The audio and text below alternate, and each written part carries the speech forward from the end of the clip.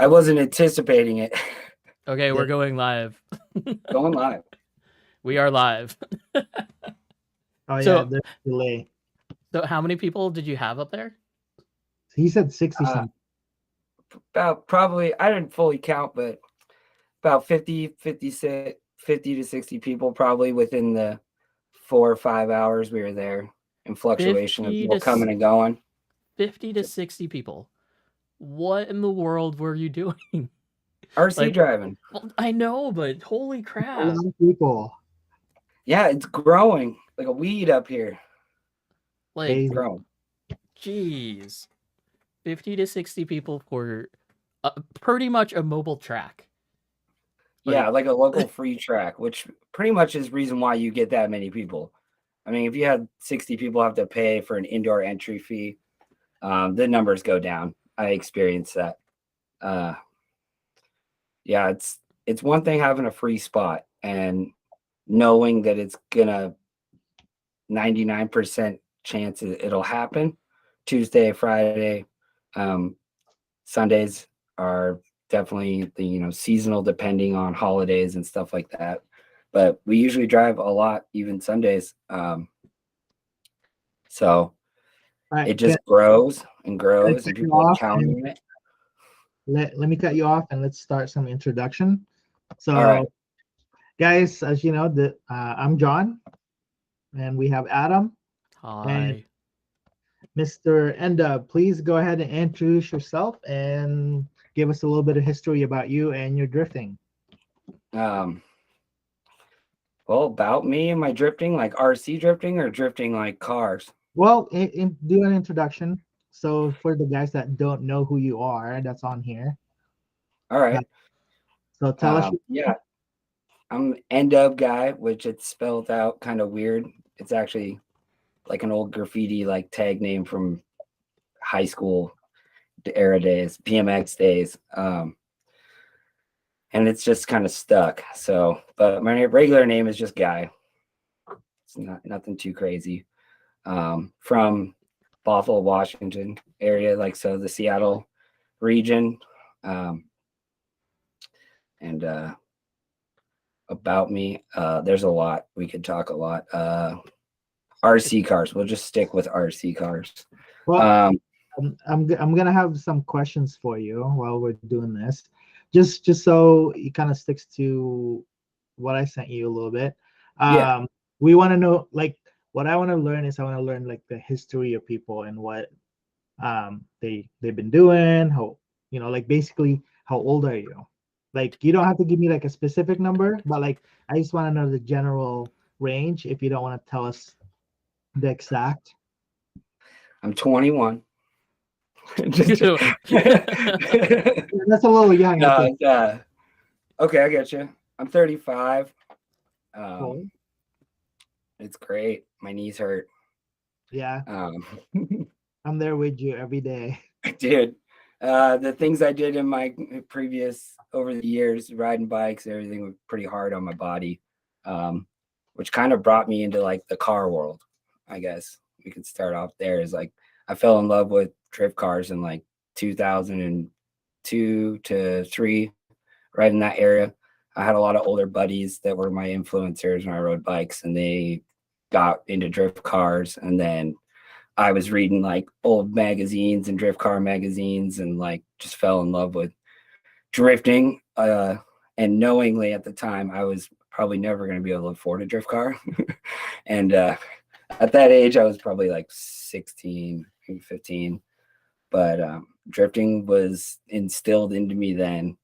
My family's full of car history with muscle cars, Model A's, Model T's. So like mechanics and like wrenching on stuff, hoarding things is kind of something that runs in my family.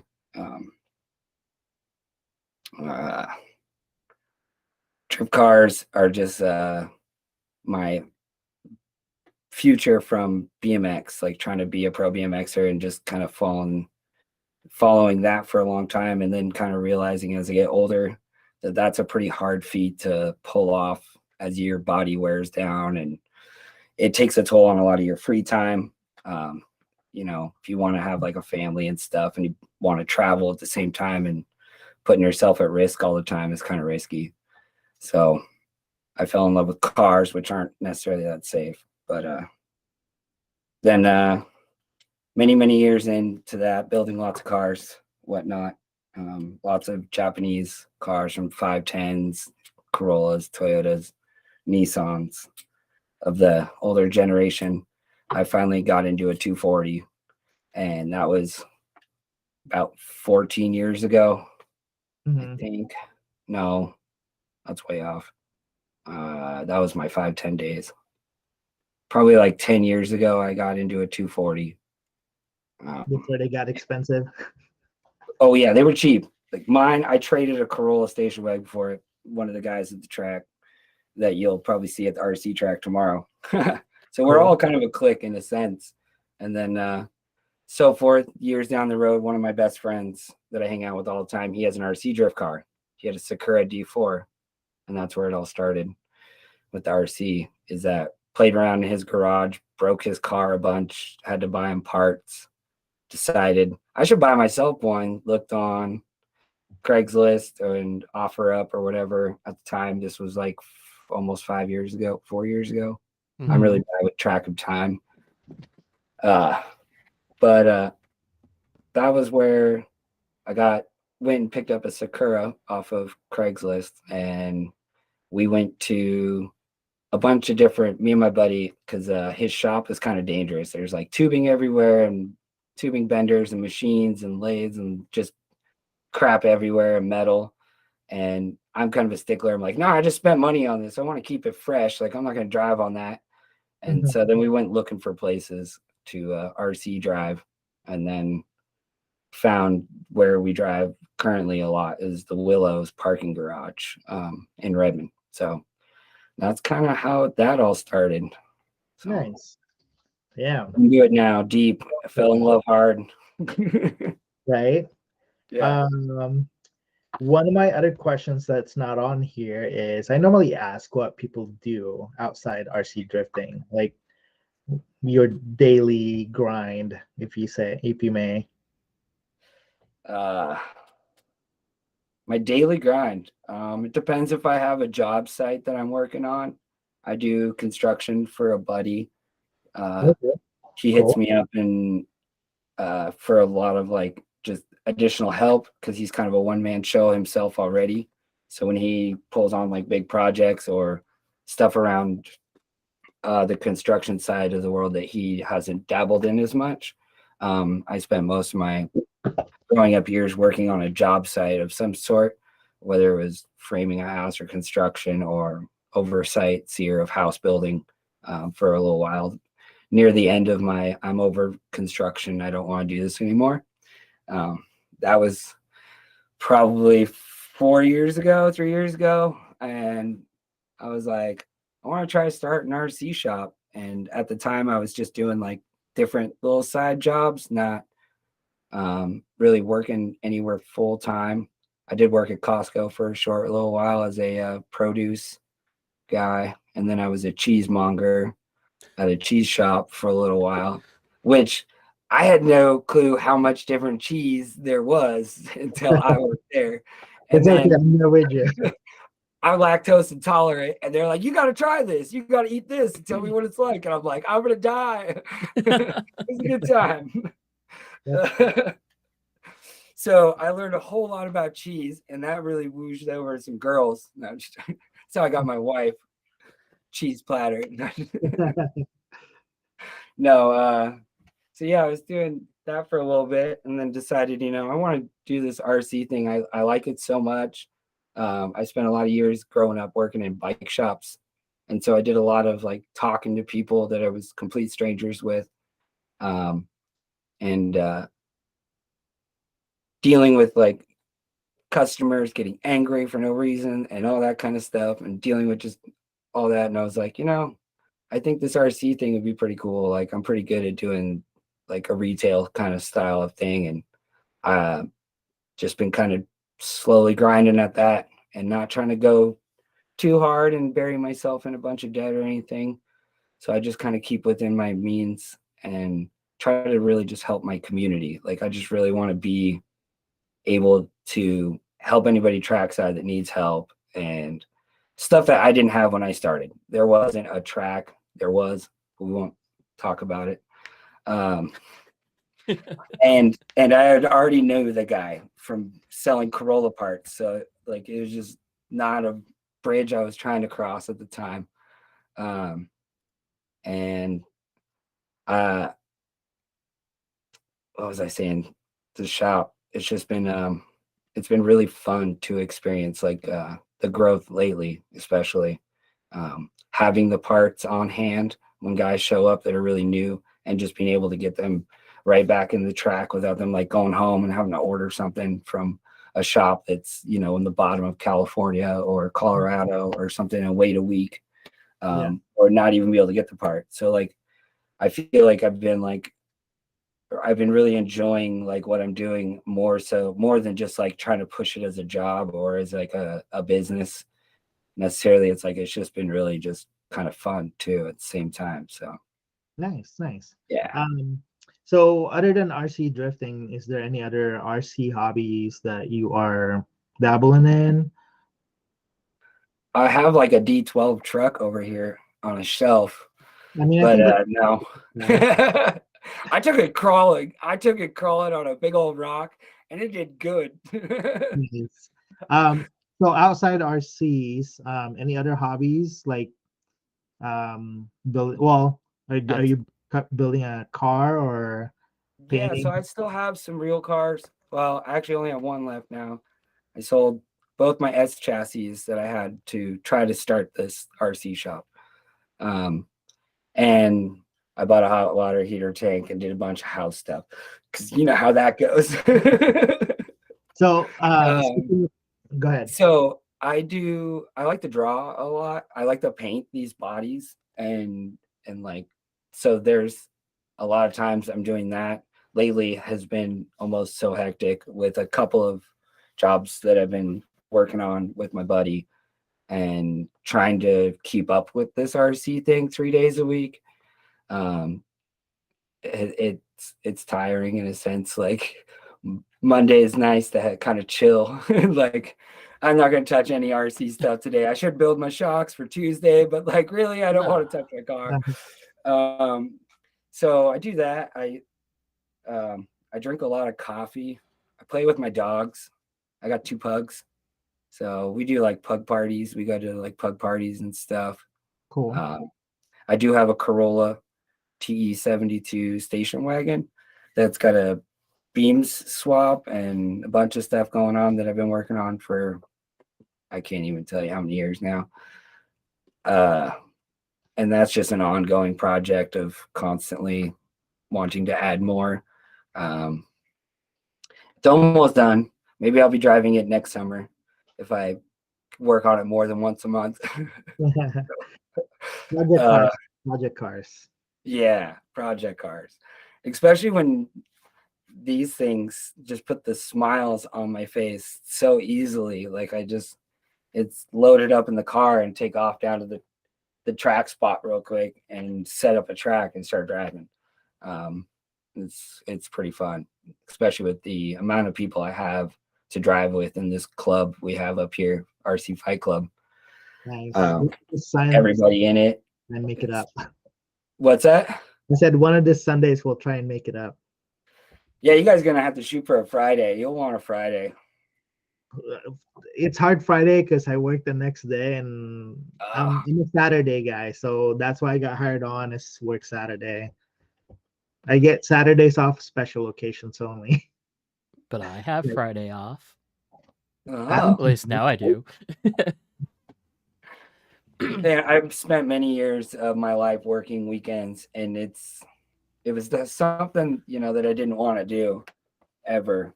Once I got older, I was like, I'm never gonna work weekends. I don't want to work in retail ever again. And here I am, want to run an RC shop and work. And that's 24/7. Yeah. Because guys are definitely gonna want to drive Friday, Saturday, Sunday if I'm open. So kind of nice.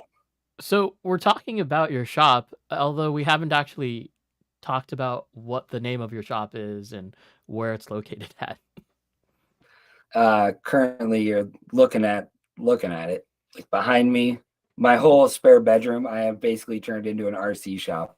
I have shelving racks behind the camera here, all down full of bodies and tires and parts and kits.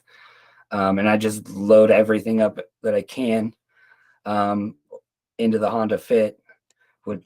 Depending on how much inventory I have at certain times, I take certain amounts of stuff and then just do what I can and load it all up in the car.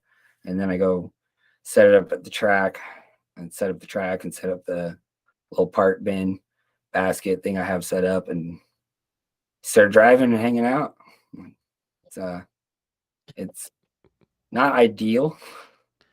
It's kind of tiring lugging stuff around back and forth. You know, I would love to be indoors and warm, but at the same time, I experienced that when I was up in Arlington. And the shop was called Let's Drift RC, and it's still called Let's Drift RC. That's what I was shooting for. It's called Yeah, Let's sorry. Drift RC. Well, it's been a long day for me. So it's only 8:16. The night is still young. And I have to wake up at 6 to drive down to you guys tomorrow morning. Yeah, I I mean, was. back to Super G for what, 15 hours, 16 hours? Or- Yeah, Super G Drive. I have that one planned out correct. Like I got the timing right now. You're Nice. the But yeah, only it's just- guy. You're the only guy that I know that would drive that distance at one go. Like just straight. Gas station taquitos and go, man. So the name of your shop is Let's Drift RC, correct? Yeah. Okay, guys. So now that you know, Let's Drift RC is Guy. You can hit him up for parts. You don't have an online store right now, right? I don't have an online store. It'd be more like GGT style if you guys are familiar with Keith. Just send Yep. me a message, ask me what you're looking for. Or if there's something you want and you haven't seen it for a while, or even you're looking for like old used parts, you can just message me. I sell new and used stuff as well as, whatever. I'm trying to get into clothes soon, get some Let's Drift RC clothes and stuff. I was actually looking for my Let's Drift RC shirt, couldn't find it. So you wear a dork shirt instead. There's my banner. Cool. I don't Are know. you bringing that tomorrow? Yeah, I think Jacob set one up. I'm pretty sure you guys let him set one up last time at the comp up there or Mm. down there. Question: how do I get one? How do you get one? Yeah. I just would have to have one of our club members, Sean, who is going to be down there tomorrow. He works at diecutstickers.com. Okay. And he makes all of my not all of my stickers, because actually it's pretty cool. A lot of the club members love helping me out, and they make stickers of their own creations and their own ideas, and I just love it. Like I don't know what I want, but then they make something and I'm like, that's sick. I like it. Like, Nice. yeah, I'm so thankful. So like these stickers here were made by Rosendo Hernandez, Watt Boys RC. He's super cool guy, also a real car drifter as well. Watt Boys drifting. If you guys are familiar with the Watt Boys guys. And then Sean Kitagochi, he makes me like these big sticker slap sheets here Those are cool. with a bunch. One of my favorites down here on the bottom is going to be this Let's Drift RC that's in the option 2 magazine style font. Nice. I need one of those. So bring one tomorrow for me. I see No worries, I will. I see the Rising Sun on there. Some of the Midnight Sun guys might hit you up for that. Hey, they're free. I just give them away. Like it's not been I don't sell my stickers at the moment. Lance in chat. Better bring some of those sheets. I want one. Yep. Yeah, it's funny. I got a bunch of sheets last night, and I didn't even think about. I was kind of dope. It's been a while since I've had like a cool sticker sheet like that. Since like when I had the store up in Arlington, Sean had made me stickers then, and that I got to give out. And this time, I gave a bunch out last night, so I have 2 sheets left. So you guys are gonna have to play rock paper scissors. I'll trade you the speed style sticker, the new one. The new ones. I'll trade you one. All right, Cool. for the whole sheet. So John, it's a speed style sticker, but it doesn't say speed style anywhere. And it just shows smoke. Yes, it does. If you look close on the banner up top on the bigger stickers, you can see it says speed style. Ooh, Yes. details. Yes, sir. The fine details. So I'm gonna announce it tomorrow. Guys coming up or coming down to drift with us, he will have merchandise or merch with him or products to sell. So if you guys need some, hit him up, let him know. We're gonna try and do that off-site a little bit, so in the parking lot, kind of hush hush. No. Okay. I said in shot, just like no big display thing. Okay. I So, thought yeah, I'm gonna read. try to keep everything like pretty hidden. I was thinking not necessarily like hidden, but like in boxes, and Yeah. guys can just like look. Cool. Which, by the way, that works. you have a shiny purple motor for me, yeah? Yes. Wait, what? All this side deals going on. It's called He was Messenger. messaging me. He was like, "What you got?" Hey, it's okay. I can't. Honestly, I should not be buying any RC stuff until I get real car parts. So I feel that. Yeah, Mhm. real car parts. Thanks to kill There's so killed the much mood, in John. that. Thanks. it's just me, dude. I gotta make it happen this year. All right, So, so Guy, it's cash or Venmo, yeah? Yeah, it's either or, cash or Venmo. I mean, obviously, cash is king, but like Venmo, I'm then not holding a bunch of cash, which is kind of nice at the same time. I'll have my Venmo like scanner thingy out on my phone, just Mhm. trackside. So anytime like, I'm pretty good at being aware of like the stuff. I'll be hanging around it. And all my prices there's no tax or anything like that. Like it's friends and family Venmo. Probably shouldn't be telling everybody this in the world, but like it's just the way it is right now because of the way I'm currently like not actually in a building. I'm just trying to make it easy, not necessarily take away from other RC shops, but I just want to be providing drift products to my guys that haven't really had anything to go from because the hobby shops weren't doing it for a while in our area, especially like our local hobby towns are recently in the last 2 years. I mean, really have stepped it up. Definitely the Tukwila store here in Seattle. Frank down there, he's been just stacking the display case full of drift products, and it puts a big ass smile on my face when I walk in there every time. Come say hi, try to get him to come and drive with us. Buy parts. Like I still go and buy stuff from stores. Like I don't just live off my stuff or anything like that. Actually, not at all, because most of the time I don't get most of the stuff I want because it's on back order. It's like, oh, I need electronics, I need ESCs, they're on back order. I'm like, I got tires and wheels, and like that's like the biggest thing that I really like to keep in stock at like all times is like I'm trying to keep tires and shocks if I can, just like turnbuckles and stuff like that guys need at the track when their stuff breaks. Yep. And or tires are just smoked and you're like, I need tires. Nobody wants to wait online for tires. We know what they look like. They're gonna show up. It's like, so speaking of breaking, I saw a pretty surprising break by Matt Timmer today. He broke something again. Yeah, again. Sounds pretty normal then. You snap an ankle? No, he broke the outdrive of the gear diff. Like I haven't seen that one yet. That was pretty interesting. So like the whole outdrive cup just like half of it was gone. So like I don't know. if you ever see his car, Like, did you guys see the live stream at Super G when he got to take his run and it looked like he hit a glass wall? Did No, you I guys did see not. that? Mm-mm. So at Super G in his comp run, like, not to talk about Matt. I'm sorry, Matt. I love you, Matt.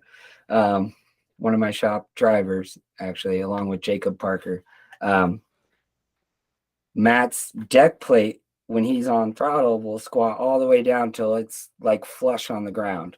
And he hit the seam of like the concrete that's just ever so slightly noticeable at Super G, and it stopped his car like he hit a glass wall. And everybody was just like, whoa, like it shut the whole building down from like silent to silence. And it was just like, what just happened? And I don't know. His cars rip, they're fast. His tuning is really good. He's one of the guys I'm constantly chasing around the track, testing my car theories off of. Like, he's very consistent.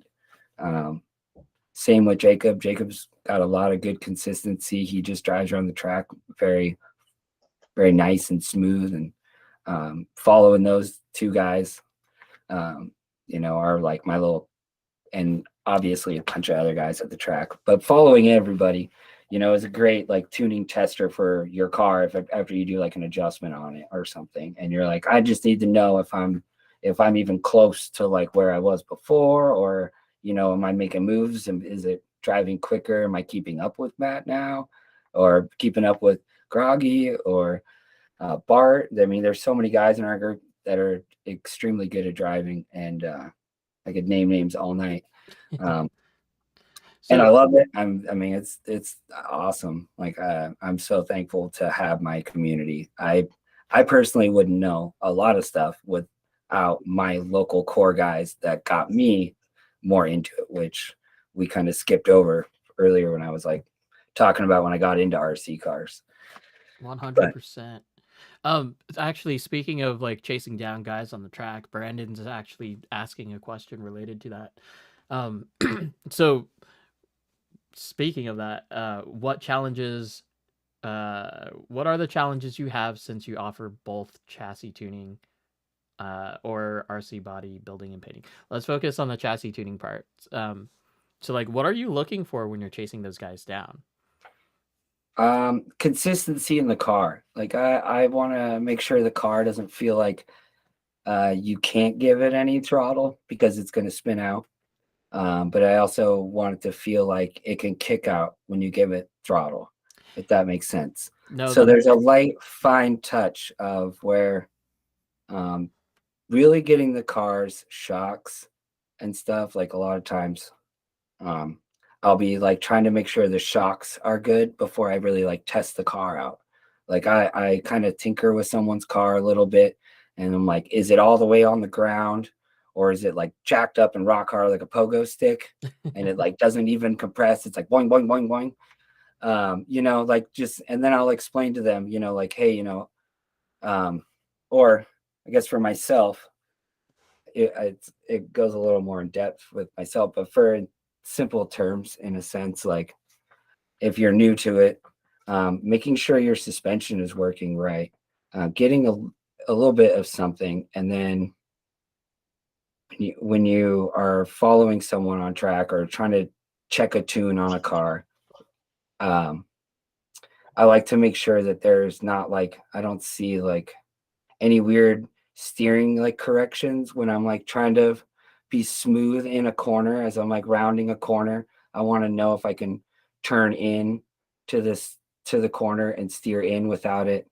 starting to like snap it and wash it out, if that makes any sense. Mm-hmm. And then I want to be able to steer into a corner, like away from the corner, to straighten out and like go faster down a straightaway. I want to make sure the front end doesn't start like it's pushing, or if the rear end can't accelerate because it's already lost traction, like it's Mm-hmm. still in a stuck kind of slide. And that's really comes down to your camber settings and your suspension, and making sure that those things are all in order of like, and it's hard to explain that in a sense. What I'm trying to explain is, not necessarily easy if you're new. You don't know what your car is supposed to weigh. You know, you don't know what your shocks are supposed to feel like when you're new. But if you're newer and you're into this and you got your YD2 SX, you got all the upgrades, and you're lacking on acceleration or certain things, I go through a number of procedures. There's a lot. I start checking toe block shims. I start checking to make sure you don't have too much toe in, or too little toe at all in the rear, or positive toe. Like I've seen toe blocks completely backwards, and it's like like toed out in the back. I was like, oh yeah, active toe. Oh wait, no, that's just it's toe blocks going backwards. They're just all the way around. So like, you know, and it just depends. Like that, like anytime you guys are trying to help a new driver, like you kind of go to like some of your, I'm sure you guys got some like key basics that you go to. And it's usually like shocks and like camber setup, Yep. like just making sure that they got that going, and then checking like gyro and all that stuff. And I do that for myself all the time. These things, like sometimes they just shut off and they don't, like my gyro, my V4 sometimes back in the day would just like not turn on when I turned my car on. And I'd be like, what the heck? And then I had to turn it off and like turn it back on. Then it would turn on, and then it wouldn't have like endpoints saved. And I was like, what the hell? So, but I'm running the Revox now, and it's been a dream since. So super easy to play with. Someone was talking about Revox servos. Do you have them in stock? I currently have 2, and I think Jake Daughter asked me tonight for one of them. Yep. So one left. That was in chat. Oh, it was? Well, from Jake. So yeah, same dude. Yeah. Yep. I got a couple of those, and I got a couple of regular like V4s in stock, black and red. Lance needs another Revox also. Just a heads up. There you go. All right. So anyway, sweet. Easy. Hey, it's like, do we just want to have like a online auction right now? Like, yeah, we can do that. Oh, let me grab the first thing up for auction here really quick. Okay. Yeah, no, that would actually be really fun to do, like a bidding war, like auction on like RC bodies that, like, you know, guys paint, talking about paint jobs and stuff like that earlier. Yeah, like RC paint jobs. Ooh, those are fun. That'd actually be kind of cool to do, like gather the painters from the Northwest, right? We'll grab like 10 bodies, and then we'll get them all together on like one live stream and do a bid. That'd be kind of cool. I would. Yeah, like it'd be, especially if we did it where each one was super exclusive, hasn't been seen on the internet or anything, and it dropped that night, and it was going to be the only one we make, and make it super one-off. I'd be down. That's like graffiti artist stuff. That's what I'm into. I'm into that graffiti art life.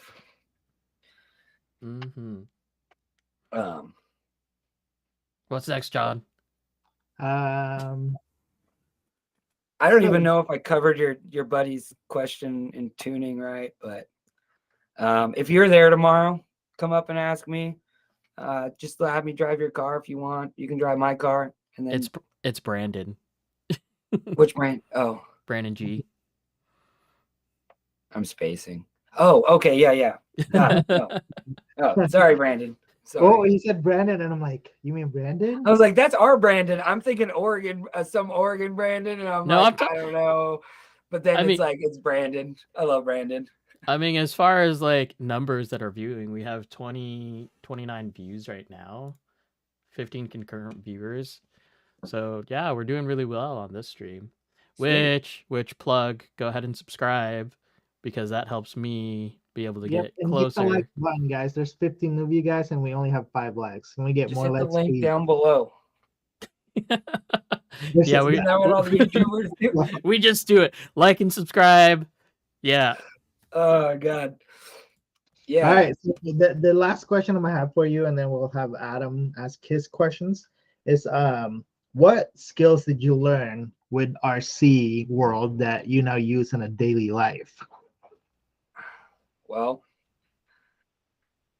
the RC hobby got me into the business hobby, which then led down the road of I've learned a lot about my taxes and business stuff, and it's not awesome.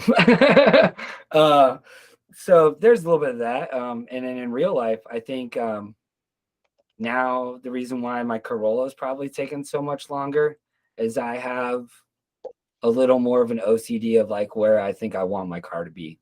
Instead of before, I was like, I just want it to work and have wheels and like cool, like look good.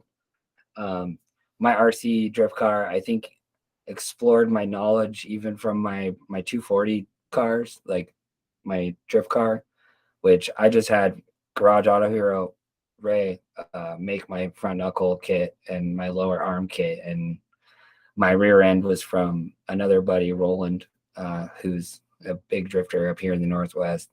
And I just kind of threw the car together and just drove it. I didn't really ever take the time to tune it. I mostly just broke it. It was a good time. It sucked a lot of turbos. I had a CA18 DET in it, and it just was it's a turbo eater. Like something about those motors. But other than that, it was a good time.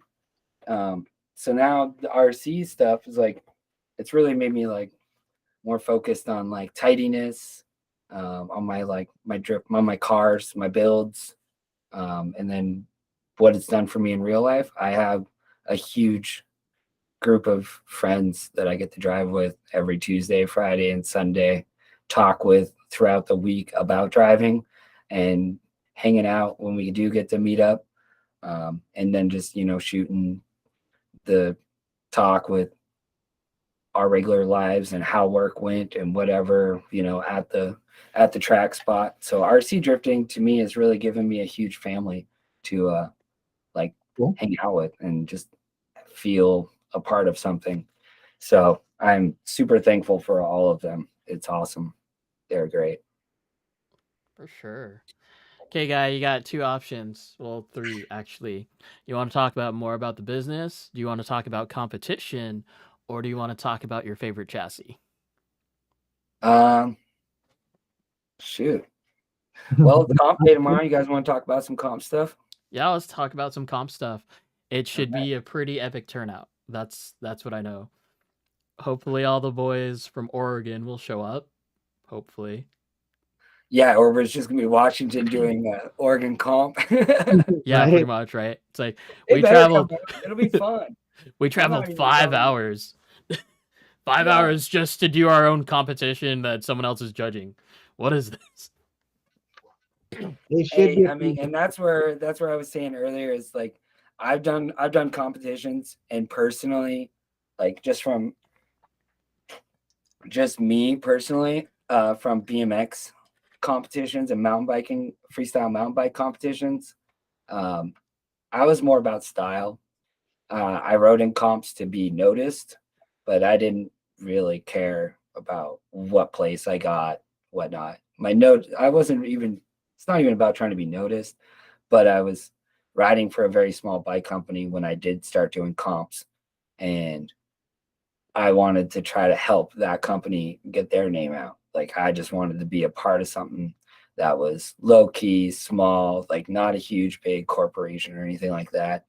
Um, and then just wanted to have fun with it. And so when I rode a lot of comps back in the day, like I did my own thing, and I kind of do that with RC now. I feel like I kind of like to have my own bodies, my own body style, and my own weird chassis. Like Galms aren't like a comp chassis up here in Seattle. Like that's not considered a comp chassis here in Seattle. Sure, maybe at like Bubble Milk, Arizona Club, my boys down there, like Zach and all those guys, and Super G, the Galm drives amazing at. I don't know why. Maybe the floor is just warm, the warm floor. You drive on cold floor up here in Washington, Oregon, your tires are always hard. Like you're not like, you don't spin them and get them hot enough to really get that traction bite you're looking for. Not saying a Golem isn't a competition capable car, but it is outdated. It is an older style car that's getting endless amounts of product and ingenuity thrown at it constantly by the Overdose family. And I love my Overdose. I won't ever sell it. I'll eventually probably take the time to make it nice, but I like it as its plastic state too. But comp cars or comps are just I got thrown off there. No, man. Comps just weren't really my thing. And then everybody up here in Seattle really wanted to start like RC, like the Super G series. And then I was like, I didn't really care. I knew what it takes to do comps. It's a lot of hanging out, not a lot of driving, all that kind of stuff. A lot of setup, a lot of dealing with stuff, especially if you're like helping. Like I was setting up the track, and so was a couple other guys setting up the track, trying to set up people, get the zones taped in right. It becomes a big day. So I know what it entails. And now that our local group up here has gotten so big, I'm like, I don't want to do a comp day in a parking garage. Like, it's a lot of setup work. Like, it's already a lot to set up the track, and then like to then do a comp afterwards, and then be there through the whole thing. And then, for me, it just becomes a really long day. I don't get an opportunity to just like decide I'm going to go home after my run or something, like some guys. I hear that. So comps for me are a big party. It's a Matsuri. I just like to go and hang out, socialize. But then there are the guys that are in this hobby for the competition. Some guys are really like comp hungry. I don't know if you guys have a lot of comp hungry guys down there, or guys have been wanting comps. No, that's wild. I mean, up here, these guys are like asking me to do a comp day. Like I didn't bring the cookie jar sometimes. I'm like, I'm sorry. I'm like, I don't know. Like, it's a lot of work. You guys want to do a fun comp, and then we'll like talk about doing a fun comp, and then like, oh, we'll do it at 9, or we'll do it at 8, and then 8 and 9 roll by, and we were like, just like keep tandeming, get some doors. So this is going to be really good. I think like for a lot of our Seattle guys that have been super comp hungry.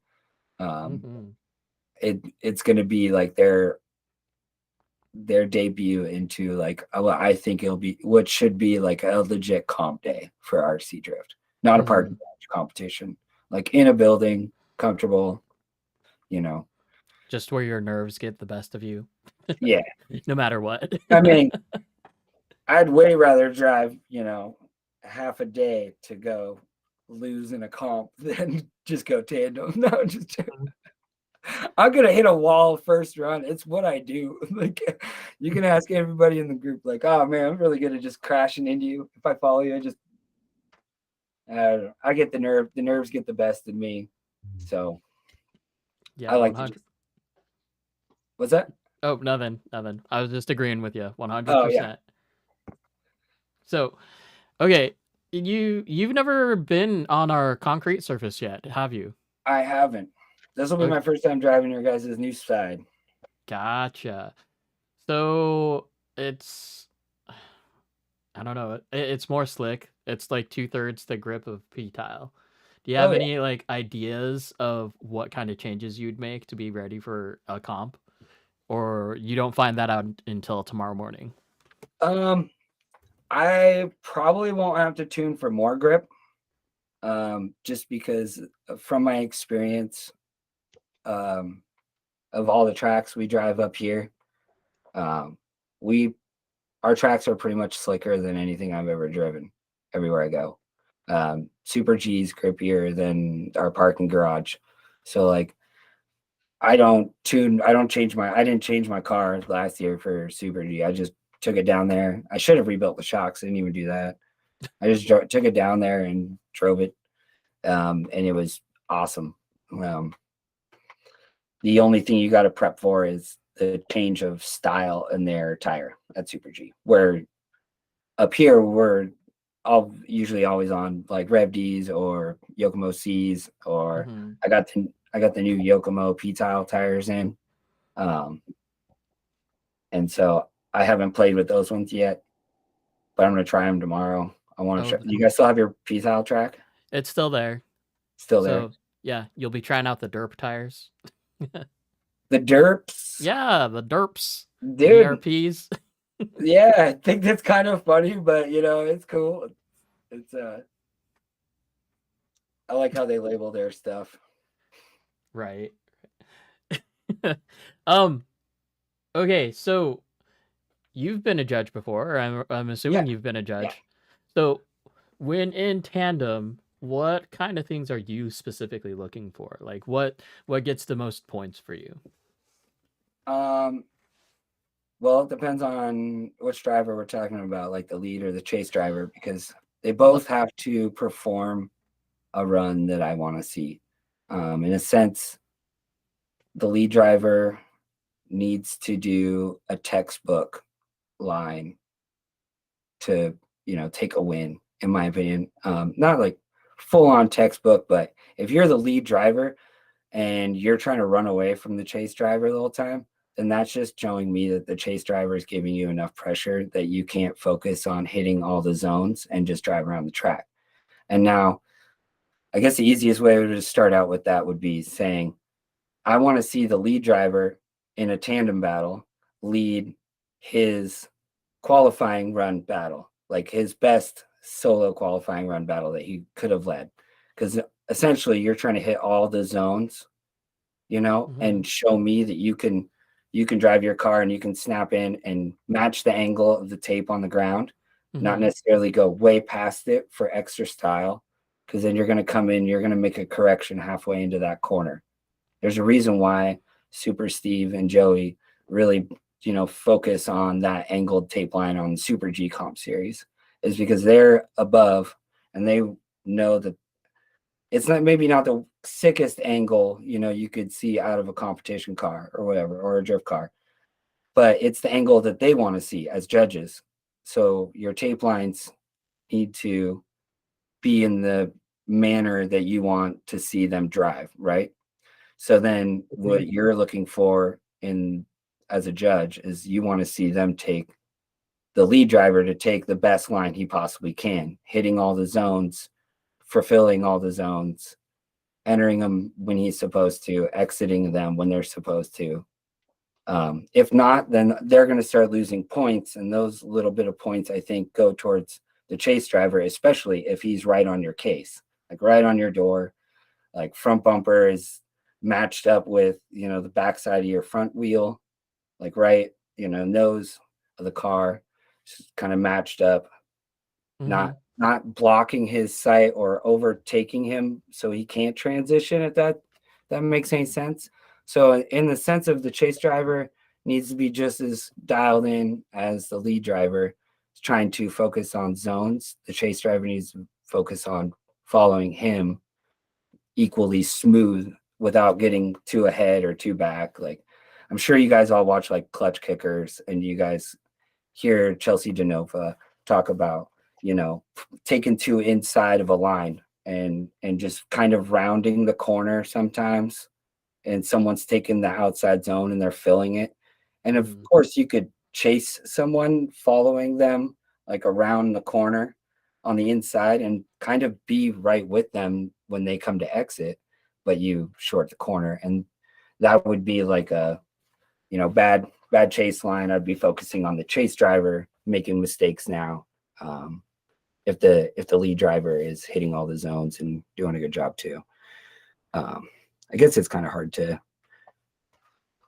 explain it depending, since I don't have like a review of of like a tandem battle or anything where I could like kind of point out differences right now. Right. But you're looking at both. When you're a judge, you look at both. You want to see if the lead driver tries to do any shady stuff, like make you run into him, or, and then obviously if you're a lead driver and you straighten up, like, in my opinion, if you straighten or understeer in a corner, like it should kind of go to the chase driver in a sense. That's how it would be in real drifting, but RC drifting is, a lot more lenient, especially it's a new sport. It's growing still. Eventually, there'll be a lot of restrictions. You wait. So, So you were talking about like textbook like lead lines. Like, what about the driver that's going to show a little bit more flair and style into their lead run? Are you going to give them points for that, or is it just kind of like a wash? Do you, No, it just depends. So if I guess it's hard to explain, like style. Like if you almost look like you're about to spin out going into a corner that wasn't really like a super aggressive snap in corner, mm-hmm.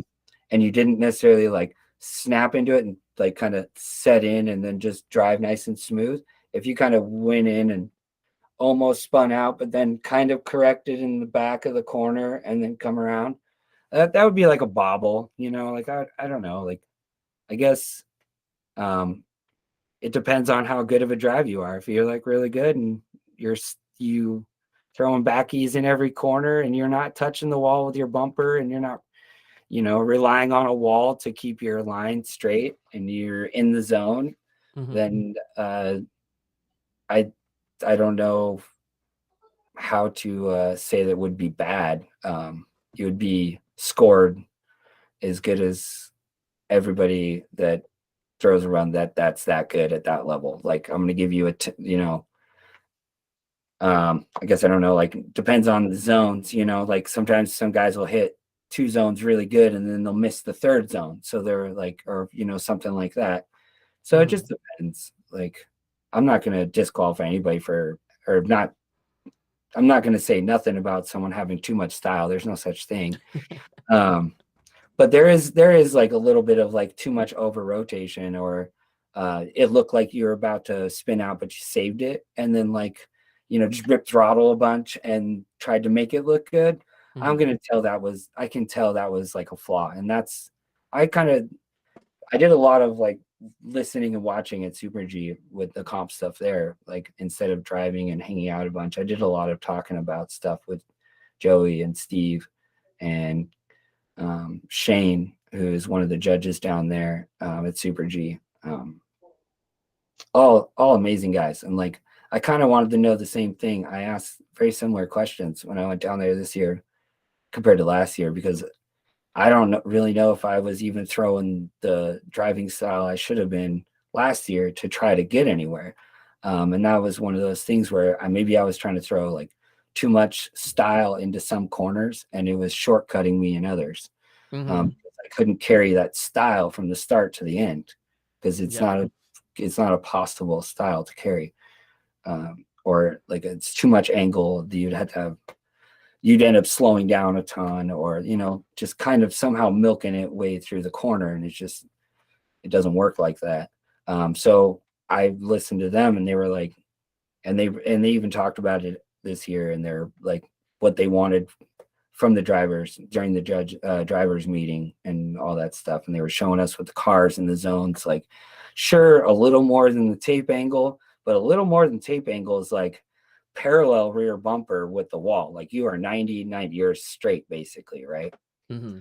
So if you're hitting all the zones, like right with that angle of the tape that you put down, not every zone is the same, like 22-degree angle or something like that off the line. Like it's based off of the way the corner is designed. We want to see the car hit the zone at the angle and exit at that same pitch of the tape line, so that as a judge when you're watching them do it, that they did a clean run.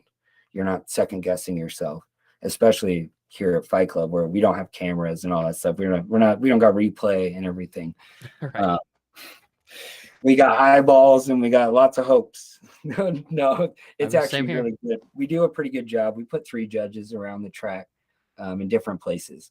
Mm-hmm. So we get a view of the track pretty much everywhere. So if one guy couldn't tell if he was closer touching the wall or over a tape line on one side, the other judge would be able to see that. Mm-hmm. So we've gotten it down after this coming into our 3rd year now, doing it. It's going to be, is it our 3rd year? Yeah, I think this is coming into this season will be our 3rd season doing the Super G series. Mm-hmm.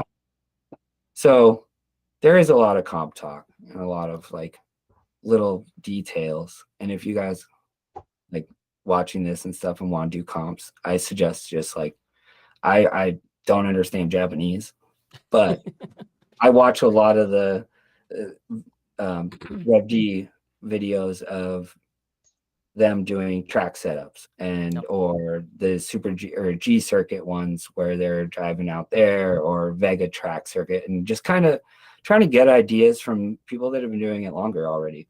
Like there's no point of, I'm not trying to reinvent a wheel, but I want to be knowledgeable of the wheel I'm playing with, you know, if that makes any sense. So we're talking about style, and so anyways, as long as you drive around the track good, you're good. Gotcha. Cool. Okay. So Chase I mean, is where it's at, though. I mean, as a chase driver, you just want to make sure you don't bonk them and you don't get too left behind, but it's not the worst thing. so actually about that, what are your feelings about contact as far as like in the tandem battle? I remember reading that question. In real drifting, I don't know. Do they judge on contact? Like if it's too hard and they move, is it like considered I think it's only there like a is disturbance? there is door taps or door banging, as long as it doesn't affect the lead driver. Right. So So disturbance. if it's like a little tap, that it's no big deal. Trade paint a little bit. As long as it doesn't change the lead driver, it should be good. So in RC drift, in my opinion, I think bonking door is totally cool. During comp, maybe not the easiest thing to judge, because coming from driving with some guys that are really freaking good, they can get up on your door and touch you, and you can't even feel them touch you at the remote. And then all of a sudden, you're not in control, and your car is, you're like, what? I'm trying to steer, I'm trying to get gas, I'm like stuck. We are now one unit, and the guy chasing me is pushing me where he wants me to go. And that is a thing we do a lot out here at Fight Club. We just get up on the door and we ride it through the corner, and it's a good time. But for a competition, I think it'd be really hard to judge allowing door touching. Now, I think there should be like a little bit of a leeway, like transitions when someone's leaving a corner and they're the lead car and the chase car is trying to keep that proximity, but maybe the proximity is kept too long, too tight, and it doesn't allow for the lead driver to make his transition. And Super G talked about that too. It's just giving that person that space to transition into the next corner, actually, in my opinion, is a mad respect thing for me. When I have someone follow me and I feel that they let off and I could transition and then they were right back in my door right away, I'm like, dude, that guy shreds. Like, I already like have mad respect for you. Maybe we haven't talked yet or anything, but like just your driving tells me that like you understand it. You're out here, you're trying to do what is supposed to be done the best you can. Like you don't want to touch a BN Sports bumper on another BN Sports bumper in real drifting. They'd explode. I've seen it. That's how I think they judged in D1 in Japan. They're like, if the body kit comes off, you got 3 zip ties. No, I'm just too much contact. It's game over. No, I think like let's say you're coming out of a corner in comp, and you just let me set my soda down here. You're like chasing somebody, and you just straight bonk them from the back because you're trying to keep up with them on like a straightaway.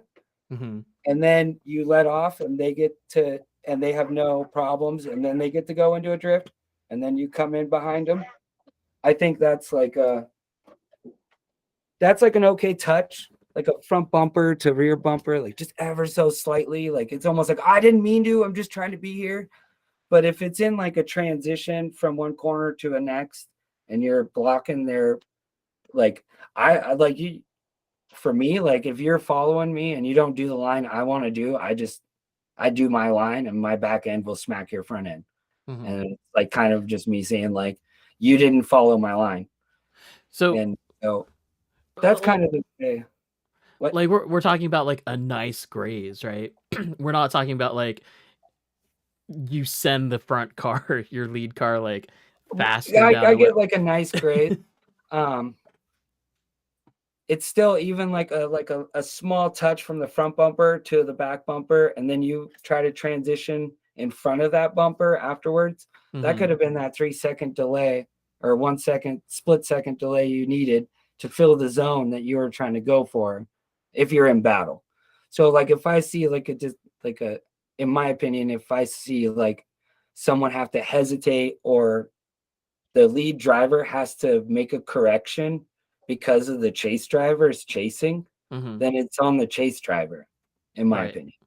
Gotcha. So it just is like, I guess like if your front tire is turned over like this and it rubs a door in tandem, and I didn't see any bobble out of the lead car, I probably would just be like, that's an excellent run. Like, like hands down, like you rubbed his door just light enough to where there was nothing there, just some scratches on the sticker, whatever. Body didn't even like flex inwards.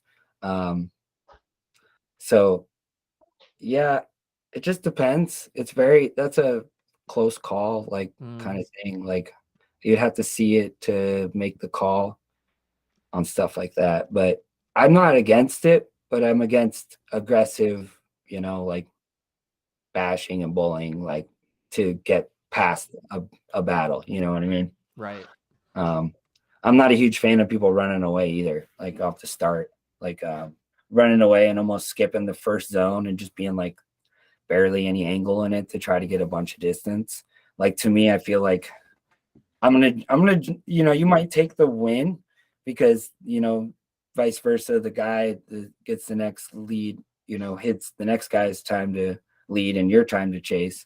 And then you follow him really good, but you were the guy that ran away at the beginning because Billy doesn't have any launch skill and you're going to just smoke him to the first corner.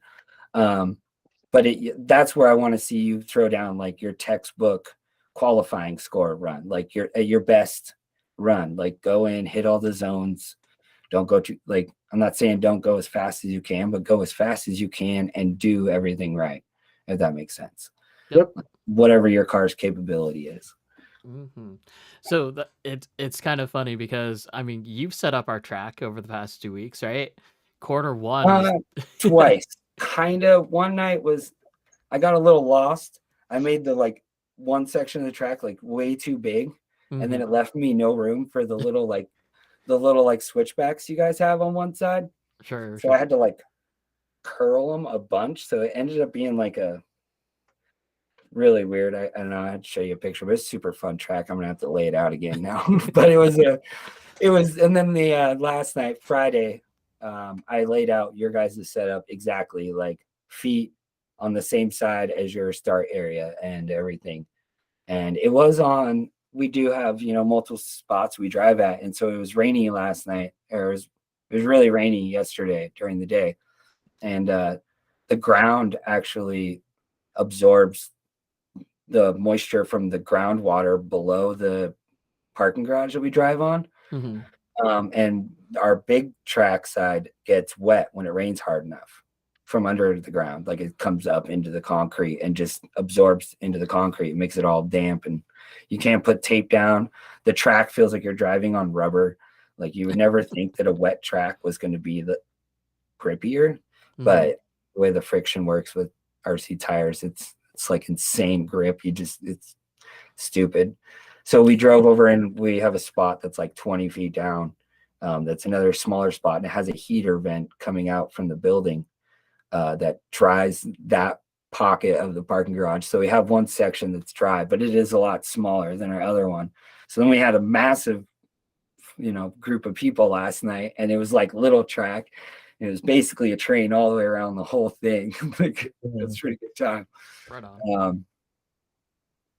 So yeah, we did it last night. I put a couple of zones in, but I don't know what your guys' zones are or nothing. But yeah, I don't know either. That'll be up to John. Yes, we'll find out tomorrow. But so, yeah. Where I was going with that is that like as far as corner one goes, you're not getting away. Like, if anything, that's more backy territory than you want. So be careful. So corner one is your guys' step off into the wall by your feet, right? Yep. Yep. Okay, yeah. Yeah. That would be what I would consider corner one too. I was just double checking. Yeah, prime backy territory. Yeah. We'll see who does that. All day. 360 out. Well, I mean, yeah. speaking Rob's of little 360s, 360 thing. yeah. So just to clarify, because I don't want him getting bummered or like over his head or anything like that. We'll say first one Rob to said do big. first one to do 360 entry on camera. Like, you have to record it. I'm not gonna record it for you, but during a qualifying run, first one. And we'll verify that with whoever, right? So like, and then we'll send it to Rob. how many qualifying runs do we get then? We get 2. All right. So you can throw one away if you want. I do 360s all the time, man. I love them.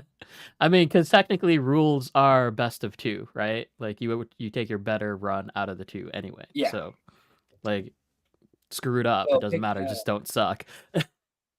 Yeah, it's one of those things where you're dabbling with you better do really good your first run so you can dick around on the second one. Yep. 100%. Yeah.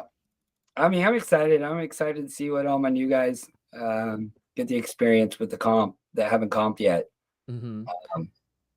I mean, yeah. So we've actually been talking about it this entire time, like, as far as RC drifting goes, like, and it's starting to just really absolutely blow up. Where do you see it going in like the next few years? Hopefully up from the ground, just keep getting bigger. Like, I mean, it really has. Like, when I started this, a big night for us out of the parking garage spot was 5, 6 of us, like big. And then it just kind of grew. I like to tell people things. So I'm like, hey, come on, drive RC cars. Or they don't even drive RC cars. They skateboard and ride bikes or whatever. And they have real drift cars. And I just was, when I fall in love with something, I want like everybody to experience it. Like, I want everybody to experience a quad shot iced Americano. Just because I love coffee. So like, kind of same thing with RC drifting. Like, I'm like, dude, you like cars, right? I'm like, every time I see somebody. So I try to get a lot of people I know into it, which I feel like I have.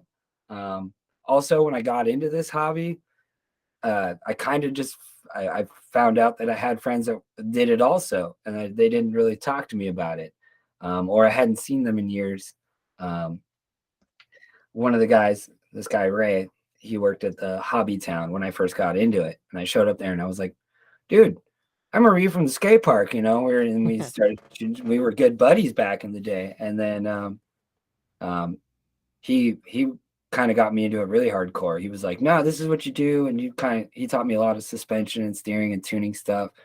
And with that knowledge, all I wanted to do, and the knowledge I've learned from a lot of my guys like Drew Shy and like Bart Rose, Bart and Joey, Matt Timmer, Groggy Hippo, Skid Racer, and so many other guys in the club. Like, whether it's one thing, they tried something and it was a new experience, and I'm like, hey, what's that info? And being able to take all that knowledge that I learned from those guys and try to continue just like telling my guys that, so maybe they don't have to always do it. Right. Teach everybody. I was like, I want to teach people how to do this. This is awesome. I want to like tell people to get into this hobby and have them come and do it and fall in love with it, and have them tell me they're super thankful for, getting into it. Like, I want to see the sport grow, and I see everybody in our parking garage telling their buddies. And I mean, it's been like growing like a weed. Like, the whole Slideways Northwest club group is like literally a new group of drifters that were crawler guys.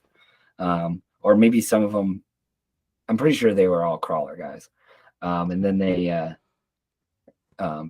got drift cars and started coming to Emerald City, or they got cars from me at Emerald City. And when there's a place that people feel comfortable to come and drive, and they don't get discrimination, and they maybe get a little beat up on the track, but on the side outside of the track, where we're helping you with your remote, or helping you with like how your shocks are going to work best on your car, or our ideas of what we think might be the best on your car, depending on who says who, and everybody's got their own theories and their own methods, and I don't think anybody's wrong in that sense. Everybody's got a different driving style. I drive a bunch of people's cars at the track, and I'm like, this is weird, or I'm like, this is great. I want to make my car feel like this. I'm like, man, what did you do? Like, I want to mix this with some ideas I have of my own, and like, I think if everybody like can do that and like just like focus on like keeping it fun, this hobby is just going to keep growing. And especially with the technology and like the RDX coming out, It's already making out. making more, like the RDX being basically like a non-adjustable car out of the box. I feel like if really just kind of, if you can convince the person that's building this car not to build it outside of the box and just drive it the way it's meant to be driven at first, and when you gain some skill, then to try it, some new methods or someone else's tuning methods that they gave you inspiration to do. Like this hobby is just going to grow from, if that's the route that it's going now. I don't see it going backwards, like especially after going to Super G 2 years in a row and seeing the growth, even from when I went there last year. The first year I went there, I was like, man, there's a lot of guys here that I didn't think I thought there'd be a lot more like super pro level guys, and I was just literally crapping my pants, second guessing myself the whole drive down there. I was like, did I really just drive 20 hours? I'm like, man, you hit Sacramento and it's like, it ain't that bad. But then after you hit Sacramento or San Diego or whatever up north, and you got a whole another 400 miles to go to LA, and you're like, that's where it starts sinking in. You're like, am I doing this? Like, but each year that I go there, I'm like, oh my God, like the amount of people that were there just grew. It's just like the guys I saw the year before were insanely better this year. They had sick builds. Everybody's paint jobs, I feel like, had leveled up. Like the detail, like there wasn't like a car that wasn't on the pit table. They didn't have like even the body lines going on the doors. Like people were just like really in to their cars and their detail and the design. And like, there's so many chassis upgrades now. Like the Sharks coming out. There's LSDs that are still being designed. And not saying that RC drifting wasn't doing that. Like in the CS days, there was tons of productivity. And like, I think CNCing was probably even more of a thing for these products, like RC drift stuff. There's like, I got some, like if you look at an old D-like, there's a ton of machine work on a D-like compared to like an SX2. The amount of parts and like little bits. The D-like is an old 4-wheel drive car that's been slowly just constantly evolved. So seeing that D-likes got popular again, and D-like did a new rendition, and all these companies like Tetsujin, they're doing new wheel drops all the time. They're always trying to come out with new stuff. I don't think that hobby is really going to go anywhere. I definitely believe it comes in waves. You're going to get people that come into it. It's going to boom. And then those people are going to not be interested anymore or get bored. Some guys will keep going. I think for me, I've seen a lot of, I have seen in a couple of years of the waves of people. Like there's a good number of people that I don't see ever that used to come out and drive all the time, be on the Discord all the time. Now it's been a year or more since I've seen them at the track, and just, life happens. And it just kind of depends, but I think the hobby itself is definitely on the up and up. For sure. Let's switch it up to something a little bit more, I guess, techie talk, I guess you could say. So, what chassis, or do you want to talk about the chassis that you're bringing tomorrow, or do you want to talk about Sure. just like the favorite chassis? I don't have my Golm's probably my favorite chassis. I just put a Golem together. And then my most beautiful chassis is probably my purple D-leg, even though it's doesn't drive. You guys were asking me about chassis online, and I was like, new build or whatever, or like you guys were asking me about questions like new builds, and I was like, I need to build stuff I have had sitting around for a long time, nothing new. So I would probably talk about my most recent build. This guy here recently just got this body from Rob Fischetti out in New York. Oh, geez. Okay. Yeah. And I threw this cage in it and some stickers. What is up with the sticker on the top? It's a face. Oh, it's okay. It's a thing. Logo. Yeah, it's the actual. If I had my IS, I was going to steal that from knob. It's a knob Taniguchi. Okay. But so on the inside, because really I bought this Altezza shell because I didn't feel like doing another livery, and I was like, dude, that thing's sick. I want one of those. Been wanting one for a long time. Finally came up. This one was super good deal. It's kind of beat up already and stuff, so it wasn't like premium price package, crazy rare. I'll drive the shit out of it. It's just gonna be is what it is. But currently I am running a plastic tub deck YD2, or yeah, I guess it's a YD2E from back in the day. And then I am running a Rare Arts high motor mount. And I'm doing currently a 27-82 gear ratio. Now, hold on. You said the Rare Arts motor mount. Is that like the OG like run of like specific run one? Like yes. Gotcha. Yeah. Hard to see in the camera here. Let's see. Right under here. Trying to get my finger to work. Right under here, there's a little logo. It's a skull. It says Rare Arts under there. I got this one from Brandon.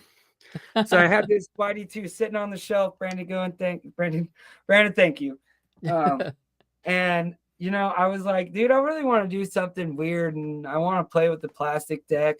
A lot of our track spots out here, we like to do wheel drop zones on tracks, so you can fully drop a wheel off the concrete, and so you end up grinding on the bottom of your deck quite hard. And I've my Golm's got looks like a skateboard. And so this one I was like, dude, I just want to play around. I like the plastic idea because it's just clean looking. It's super simple, nothing's fancy. Quick battery disconnect. Yokomo made it, so it's perfect. It's been tested at NASA, I'm sure. No, just kidding. So this is the chassis that Rev D wiper rack. Yeah.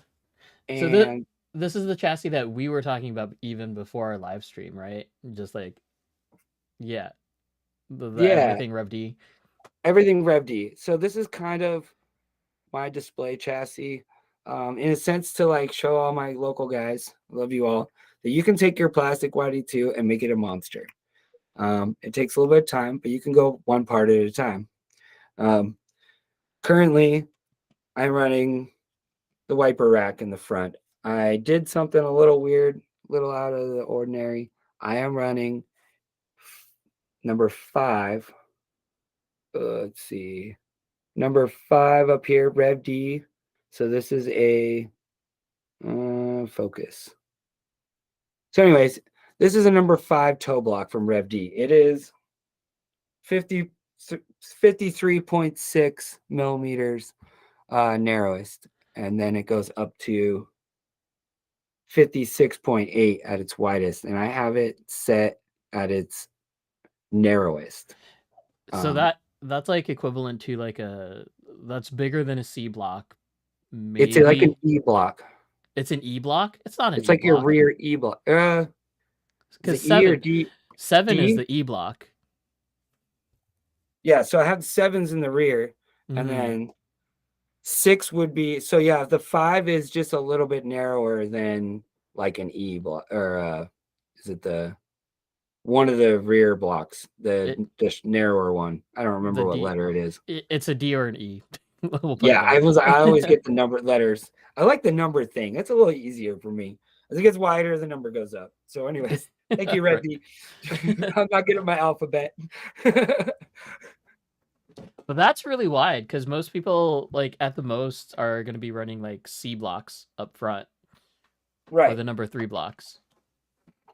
So, it was just something I wanted to try. I'd seen some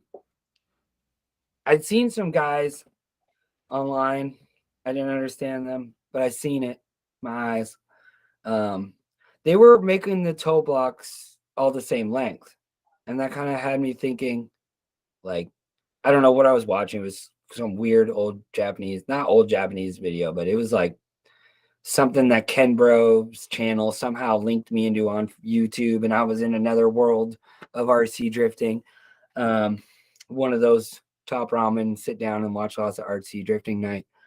And I just was just seeing like the wideness that everybody's been doing, this like wide toe block thing, and then someone did a wide toe block front end, and I was like, well, I got these 5 mil wide toe blocks laying around on my RC art car that I took down to Cali. And I've been wanting to take them off the back because they were like on the back. It was like super narrow on the back. My car was super weird. I don't even know how it drove. Like after I think about it, it had like long Rev D rear arms, narrow toe blocks in the rear, like narrower than like a factory like D and E block. Like so I was like, what is going on with this thing? I want to tear it apart and try a new build. So this was kind of my concoction of parts laying around and everything I had. And I wanted it to just really be like simple and Rev D mainly, just because it's one of my main parts that I sell as upgrades for these cars. So I was like, I just wanted like a demo car in a sense, and I let everybody drive it, and everybody loves the thing. I'm currently running. You were asking about the TK blocks, so I am running the TK block setup back here in the back. Down here on the bottom from it's kind of hard to see with this deck because the tub deck kind of hides it, but it mounts on the toe block and then it goes to the front of the knuckle here on the inside. My body. So it ends up going on the knuckle. Man, computers are not letting me get the angle I want, but it mounts in there. One of the downfalls, I don't know. I really like how it drives. It's really weird. Like I said, it feels like the RDX. So if you get to drive someone's RDX that they just built out of the box, threw like a 10.5 on it and drove. Not the only thing that's not the same is that the fact that the RDX has a spool and not a diff. So this has a diff. It's a little easier on exit speed, but it just kind of whips out really easy and likes to hold a lot of angle really easy. Which I haven't really had a car that holds a ton of angle super easy. Like my Gom took a lot of it's got a ton of caster. It really is a driver's car. Like it's hashtag driver mod almost the whole way.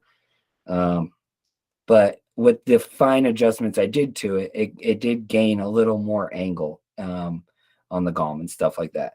But it doesn't drive anything like this. Like a wiper rack and slide racks on a Yokomo, just they are capable of getting just a really good amount of angle and feel smooth. So my goal with this thing was I wanted it to just be simple and drive super smooth and effective. That way I can just spend this whole season playing with bodies and not work on my car at all. That was really why I wanted to focus on like outside of my cars and myself. I got plenty of them up here. I need to work on a couple of those. So I wanted something simple. So Rev D products all over a plastic YD2, and I love it. It's pretty expensive overall parts upgrade once you do every single one, but nothing that you wouldn't have done on a SX3 or anything with buying, aluminum upgrades. I mean, Yeah, you'd have to see it in person and drive it to. It's pretty simple. It doesn't really look anything crazy on camera. I got this cool little handle that says LDRC on there that a guy in the club printed me. Other than that, same motor. I'm running the same motor in ESC since my first time to Super G 2 years ago. And I've been on this motor probably 6-7 months before that, and then this ESC probably a year and a half before that. So this RPX2 has been just a blast to have. I wish they still made them. right. Yeah. Like I saw GGT just got an order in of red BL Pro 4s, so that was kind I of seen interesting that to see. too. So, I mean, I'm Let's Drift RC. Oh, do you have one? What? Okay, who's on bid? I think stock they're like 250 right now. I have the purple combo. Oh crap! Damn. Hey, God damn it. Okay. I need a motor and an ESC for the Mini, and I think I want purple. I got a bunch. If No, anyone no, actually gift it to me. This guy's got my last purple motor. If he buys it tomorrow. Yeah, bud, that's me. Ben Johnston said it's sold. I guess he's buying it. What? Oh, The purple X. BL Pro 4. Oh, so that's actually just sold like an hour and a half ago before we started this.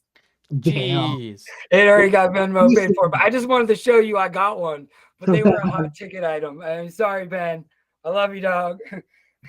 Man, I didn't think they were gonna come out with purple too, and the BL Pro 4 at that like aspect, because it seems like everyone's been having a blah blah blah blah problems with the RPX3 that just hit.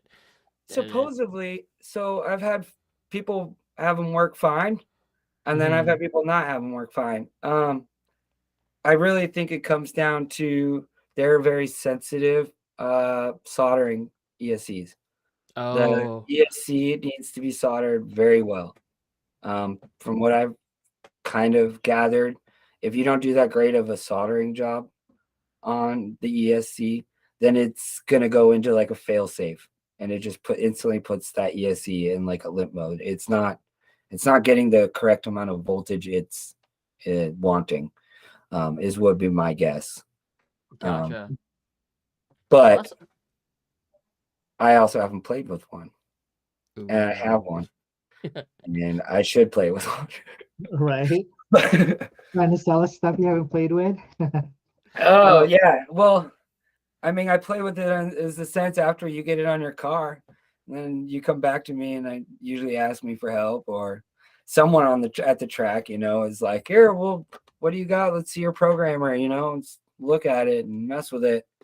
I know Jacob had an issue with his, and I think it was along the lines of like a slight soldering issue, because then the other guy got it and soldered it and it was working fine for him. But at the same time, I don't know. I'm not gonna say it's bad. It's a Yokomo product. They're pretty good usually. I haven't dabbled with it, so just from my experiences around, not a lot of guys run it. It is a lot newer. A lot of the guys in our group, they have been either hobby wing XR10, D to the core, or they're probably still on an RPX2, or a lot of guys. I've had quite a few of these BL4 Pro drift specs, and those are a great ESC like motor combo. Yep.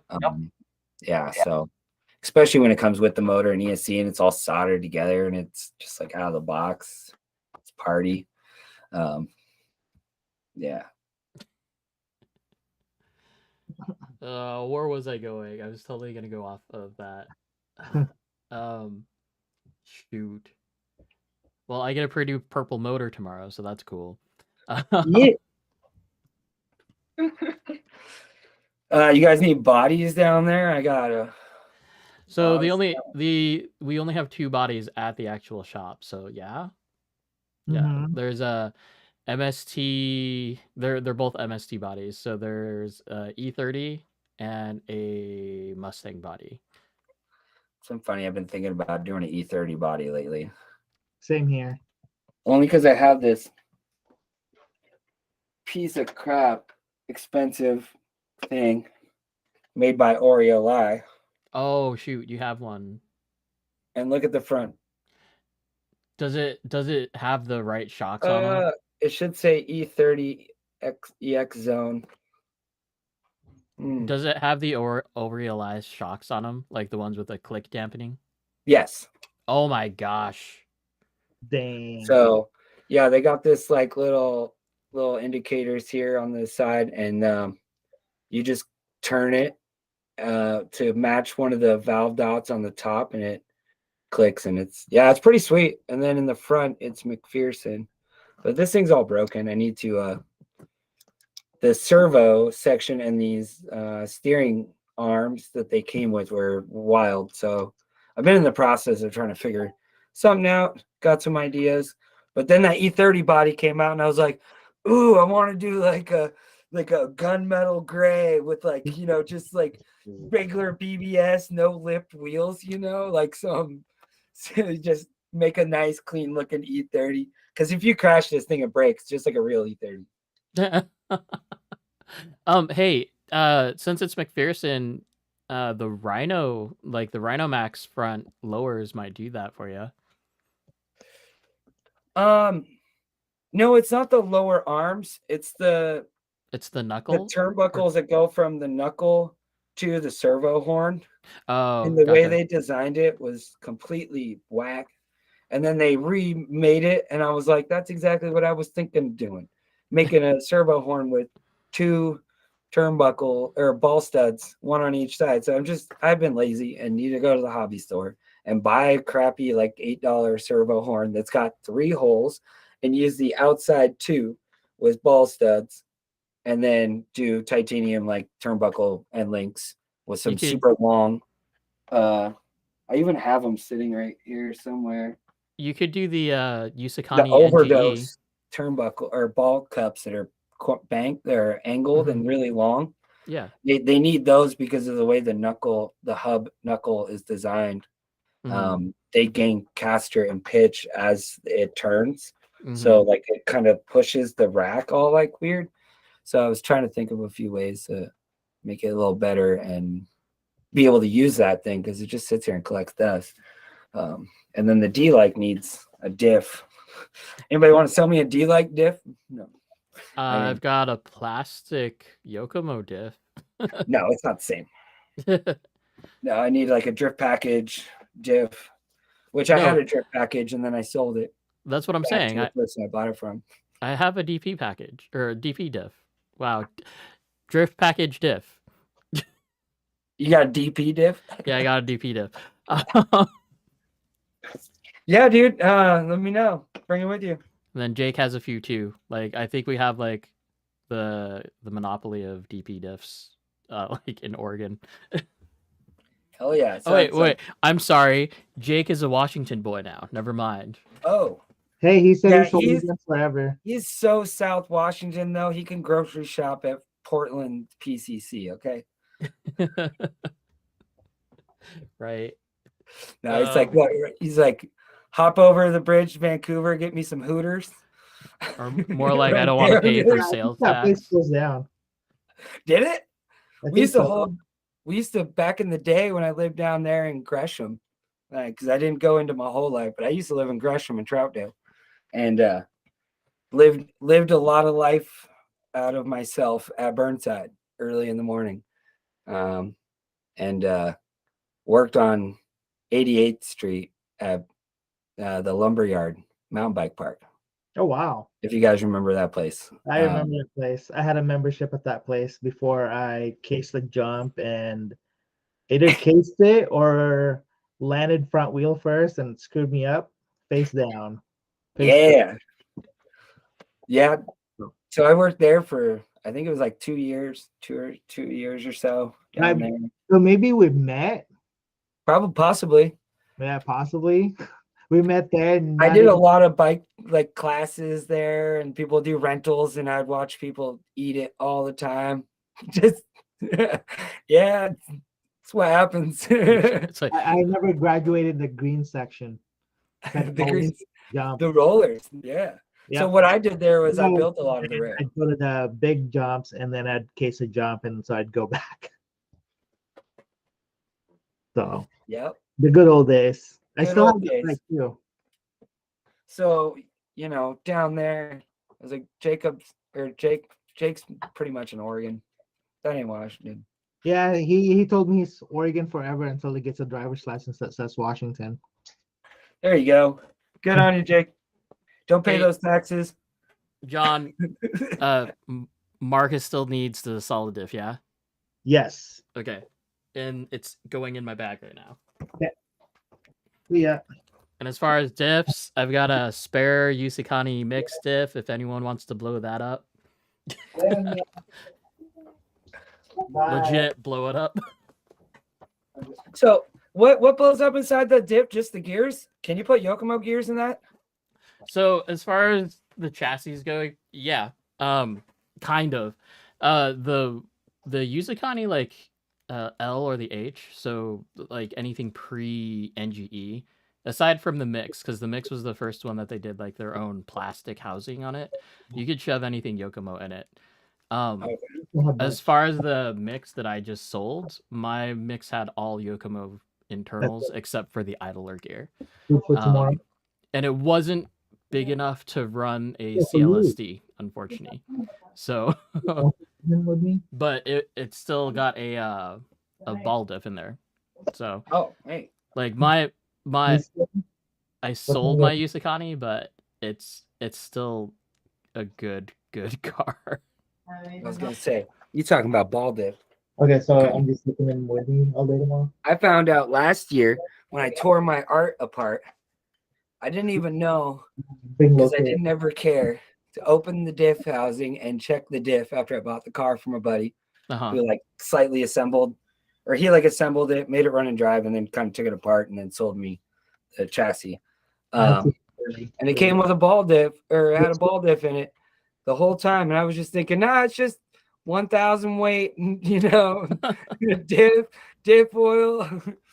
And not until the other day when I tore this car apart, I mean, Super G and everything, I would not even have, I didn't even know I had a ball dip. And I was like, I tore it apart and I was like, oh, well, that's really loose, man. You know, I've been really like, it would have been nice to be able to tighten this up once in a while, or you know, or free it up. Like I didn't even know. Like there goes examining your cars. I'm not the. I don't always do that with my own stuff. Going back to the Yusikani thing, like the NGE, we ran into problems. We were trying to replace a top shaft in it, and that did not work. So apparently, like you can use some Traxxas gears that you can get that are, yeah. I have heard about that, and that typically fix it. So yeah. Brandon, I might have a opinion if Jake has the diff. Are you able to see the chat, guy? No. Okay, well they're talking about puppy. I've heard my pug scratching at the door, and I'm like, they're gonna come in and start being like, and you won't even be able to hear me. Oh, Jake needs that pinion. Okay, I'll see if I can find it. It's somewhere deep in the crevices of like what diff pinion? Boneyard. The DP pinion. Hold on. Oh. Let's get a CLSD for me tomorrow. Brand new. John, you've missed that bandwagon. Yeah, I know. Seamless. I'm not even gonna try it. I recommend it for sure. So who's got one for I had me? a guy bragging. I had a buddy like telling me how much faster it was than my car because he had the CLSD in it, and he's not a local here. This was at Super G, and then I had to battle him in our first top 32. Nice. I don't have to say any more. The results say itself. LSD, if you know what you're doing and you are skilled enough at tuning high-end parts like that, you might see a major benefit. You might see only a little benefit. I think It might be more beneficial to keep the car more versatile and simple, being able to grip up in any kind of form of surface, having a fluid diff at a tuned rate. And when I say a tuned rate, I mean depending on how warm your temperatures are of places you are driving statewide or buildings, getting the viscosity of the oil down to the softness that you want it for the traction that you want it to be applied. I mean, there's someone I know that's maybe listening, probably not watching it, but Groggy Hippo always tells everybody, he's like, run that fluid diff, try it. I mean, 10,000 weight diff oil and a Yokomo diff is crazy. You try 1,000 weight or 2,000 weight. I actually run 2,000 weight currently. But, guys run whatever, but something lighter than 10,000, and you'll see a huge difference in your car. Probably more than you would anticipate at all, especially on your exiting speed and transition smoothness. You can really dial in your wheel speed and your traction with having that diff being more supple to what it's driving on. Loki. but man, changing that diff oil so many times gets old. Like having a ball diff makes it so much easier. I mean, for you guys, yeah, you could ball diff and set your ball diff and tune it to your track, and your track's probably always going to kind of be the same. I go to Willows one day and it's Grip City. I go there the next day, I haven't touched my car, and it's all of a sudden feels like I'm on ice. I mean, I And think there's been no changes. What it is it's 15 degrees difference in temperature and humidity change. So like for us guys driving outdoors, I think we play with a lot more variables, and the elements of the outdoors really change, like our cars in general, like all the time from session to session. It's we'll be driving in the warehouse. We've been driving in this warehouse spot on Fridays, and we get to crank the heaters on, and we're in t-shirts inside, and we're like, "Ooh, it's summer in here, yeah!" And everybody's like, "My car's so fast!" Like, whoa! Like all these new guys are like, "Man, it's so good!" It's like, oh, and then they go out to the parking garage, and they're like, "Dude, my car is so slow. Something's wrong with it. Like, there's no way that it could go this slow. It was a rocket last week in the garage." And I'm like, or in the warehouse. I'm like, yeah. It's 70 degrees in the warehouse basically, and then right. we're driving out and it's foggy outside. There's a little condensation everywhere. It's 40 degrees. RC tires are not going to get any warm up in 40 degrees on sitting on concrete. Like, it's just not. So like for us at Fight Club, we're always driving different variables and just track conditions in general. Well, I mean, that gives you the upper advantage, I think. Like being able For to sure. adaptability is 100% key, especially in competition. I mean, no doubt. Like I drive, like the way we drive up here at Fight Club, like I can go. I went to Slide Lines, Las Vegas. I went to Super G. Like I went down to Slide Lines for Vegas for a buddy's wedding just last year. Drove down there, and did some toge roads in North Utah. And my wife was not happy, but it was a good time. And we got to hang out in Vegas, and I was like, I gotta go drive this RC track. It was 104 degrees inside the building with fans blowing. And do I mind you? I'm from Washington. I'm like, fuck, I'm thick skinned, probably like my RC car, kind of thick. I didn't run fans. Oh, My motor was so hot I could do like 2 laps, and I had to set it on top of an AC unit, and like, and then I was like, yeah, gotta wait like 10 minutes to drive my car again. But I mean, even the variables of driving, like we've had 100 plus degree days out of Willows in the parking garage, where ESCs were like shutting off. One of our comp days, it was happening to one of the guys, Michael, in the and not Groggy Michael, but our other Michael. And his car, he couldn't even compete. He was bummed out. The weather just got to the best of a lot of us. Whether we were sweating so bad we couldn't hardly hold the damn remote, or we're out there same thing. We're freezing. We're wearing the 5 jackets. We got hand warmers wrapped around our hands that are then holding onto our remote, and then like a hand warmer in between your fingers, and then you grab your remote because like every bit of exposed fingers are just bitter ice cold. Getting all those different elements, I think, like makes us like super good at being able to be versatile when it comes to going new places. So yeah, watch out for us tomorrow. We're ready. No, like I saw it today. They're ready. Like they're coming. They're fighting. They didn't look like they didn't ever not drive there, right? I mean, a few of them, yeah. Like exactly. Yeah. The adaptability scale was really, really quick. So I think we got Justin Wilming from Florida, Dory Lounge, who got third at Super G. He just moved to Seattle, and he's part of the Fight Club group now.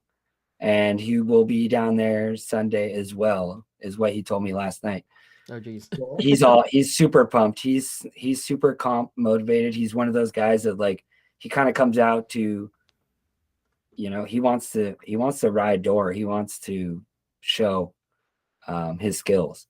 And there's a decent amount of those guys in our group now compared to, a few years ago when the group is smaller.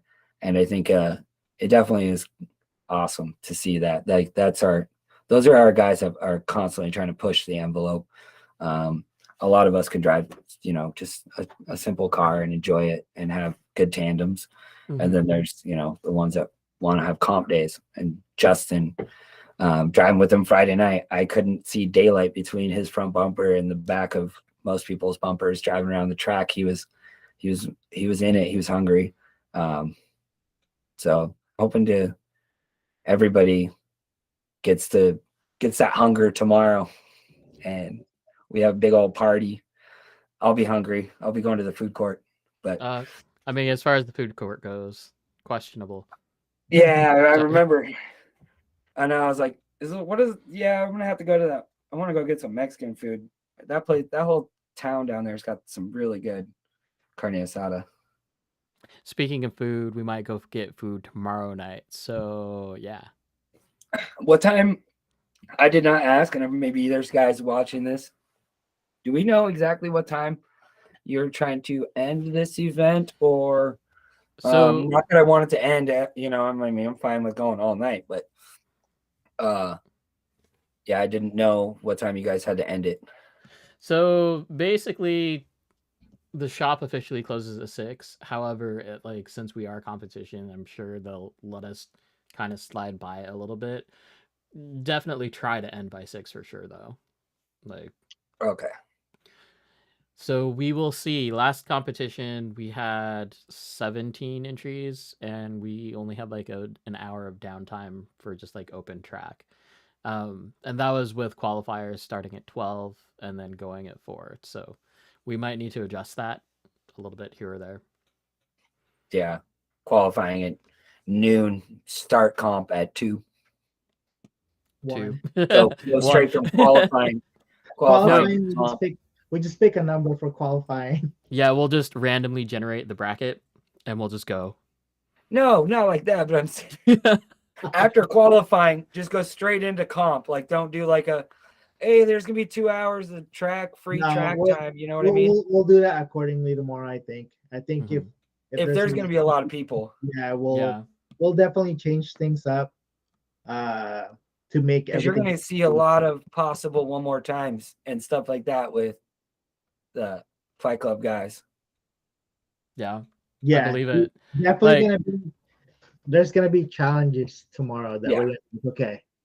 like the way that Matt Timmer and Andrew, I don't know what his last name was, but Andrew, they were pretty door on door today. Like, Yeah. yeah. Yep. They're tandem buddies. It looks like it. It looks like it for sure. Which actually brings up one more topic that I'd like to cover tonight. Like we skipped an entire section, but that I know. doesn't matter. um, I but talk a lot. I told you. Are you guys ready for it? no, we're good. It's a podcast, man. The style between train, like when you're driving a train, versus an actual battle, because like as far as like my skill set goes, like I've been more like focused on train rather than battle. I noticed that today it was a lot more aggressive snapping, a lot more just like in it like all the time.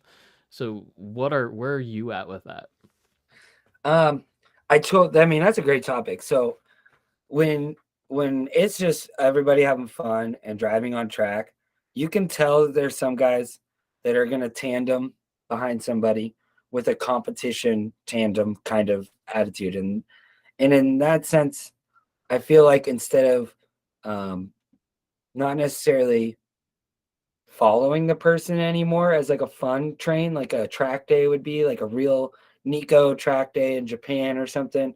You got a bunch of guys on track. For instance, like the 8.6 crowd, older Toyota 8.6 crowd, they will all be going full speed as fast as they can, fully committed, but they have like a little buffer zone. You know, it's like a great tandem. It's like you're following the same lines, but you're not, door, really kind of putting that pressure on somebody. When I feel like you're putting the pressure on someone, maybe you're just trying to get some practice in on the track days to really like, maybe my car is not going to be good enough to, comp. But I think there is totally two different types of driving. There is a comp chase and there is a laid back chill chase. I prefer the more, like when I'm out driving on the track, I try to do the more laid back chase. You rub a wall, I'll rub a wall. Like outside. Like I don't want to impede on like your drift, but I want to match your drift and like look really good behind you too. Now that I'm not trying to chase you and put that nose to door kind of pressure like a comp would be, I want to exactly match your body and angle. Whether it be, a half a car length away or 2 cars lengths away. If it's just fun like tandeming around the track, I kind of want to just look like, more in sync. Instead of, just and that's the style I like. That's style, like being able to follow someone as a friendly follow, and give them that just a little bit of graceness space in front of you that shows like a kind of like I respect what you're doing in your line and I'm going to follow it and match it. I'm not going to try to comp battle you. And then comps, like making your car kind of be aggressive and like being able to like kind of lunge at them when they're in corner. Like that tells me that like you have a lot of power, you're really aggressive, you're driving, you're on it, you know what you want out of it. You're trying to parallel them the best you can, but you also are trying to make it look like they're holding you back a little bit, if that makes any sense. Like European drifting is like the best example of like door to door, like matching angle, not just matching my front wheels are close to you and the front end of my car proximity is close to you, but that like pie slice you get when lead cars here, chase cars coming at them like this. I really like it when the chase cars like, right there. sit there like this. Yeah. And even when it's a friendly driving around, and then It always looks cool. you got to exit the corner and you just kind of let them have that space and that freedom, and then get back in there and a moment later. That's like a friendly tandem, like, totally different than comp. That's also falls under that same category earlier we kind of brushed up on about style in your drift comp run. Mm-hmm. If chase driver can literally follow your exact line and angle next to you, behind you, like hitting the zones just as deep as you, they may not look like they're they're racing past you, like you shouldn't anyways. You should just never, the front end of your car, you don't want it to really pass the front wheels of the chase driver's car, or be like right parallel, like front bumper parallel with like the front end of the wheel. Like give them that just 15% of their nose of their car forward and showing them that they're the lead. I mean, that's a great chase driver move. Like if you can sit there and be in that pocket and never leave, in a sense of between transitions, you can get back into it, drive into it, and not really have a huge hiccup. And that's a good competition chase, in my opinion. And you can do that for fun driving too, but it's harder for another person to then follow you, the aggressor, chasing somebody. You know what I mean? The third guy has a terrible line to follow now if you're not doing a friendly chase, when you're just doing kind of big tandems like we were talking about. Sorry, I kind of jumped all over there. But so friendly drifts, if there's three of you, you also got to think about you've now become a middleman, or as the train gets bigger, if you're more in the middle of the train, you need to try to stay deep. You need to try to give the driver that's following you room to transition and hold angle, and not like shallow up and just chase the guys in front of you. Like, in my opinion, like if you just do a lot of fun track days, like you say you do, then you probably are very comfortable with just that good follow chase, and then comp chase is just that like 4 more inches more of your car being more aggressive. Right. So in the chat, I don't know who Dr. Drewby is. Dr. Doobie. That's like, or that's my Doobie. best Yeah. friend. My best friend. He was in my wedding. He's the one who got me into RC. Okay. So get this. This is great because I never thought this was gonna relate to anywhere else. But you've seen South Park where they're at Aspen, right? And it's like French fry and pizza pie, right? Like if Wait, what? French fry and pizza fry? pizza pie, like Pizza pie. going down the mountain, right? If you French fried when you're supposed to pizza, you're gonna have a bad time. Yes. Yeah, So, Carrie says that all the time, dude. You got a French fry, not pizza. Yeah, French fry, not pizza. Got it. Gonna have a good time. It's exactly what you just explained between that European and the parallel style. I love it. Yeah. So I'm gonna use it. Having that big pie shape in the back, that gap in your car. No, like you want that.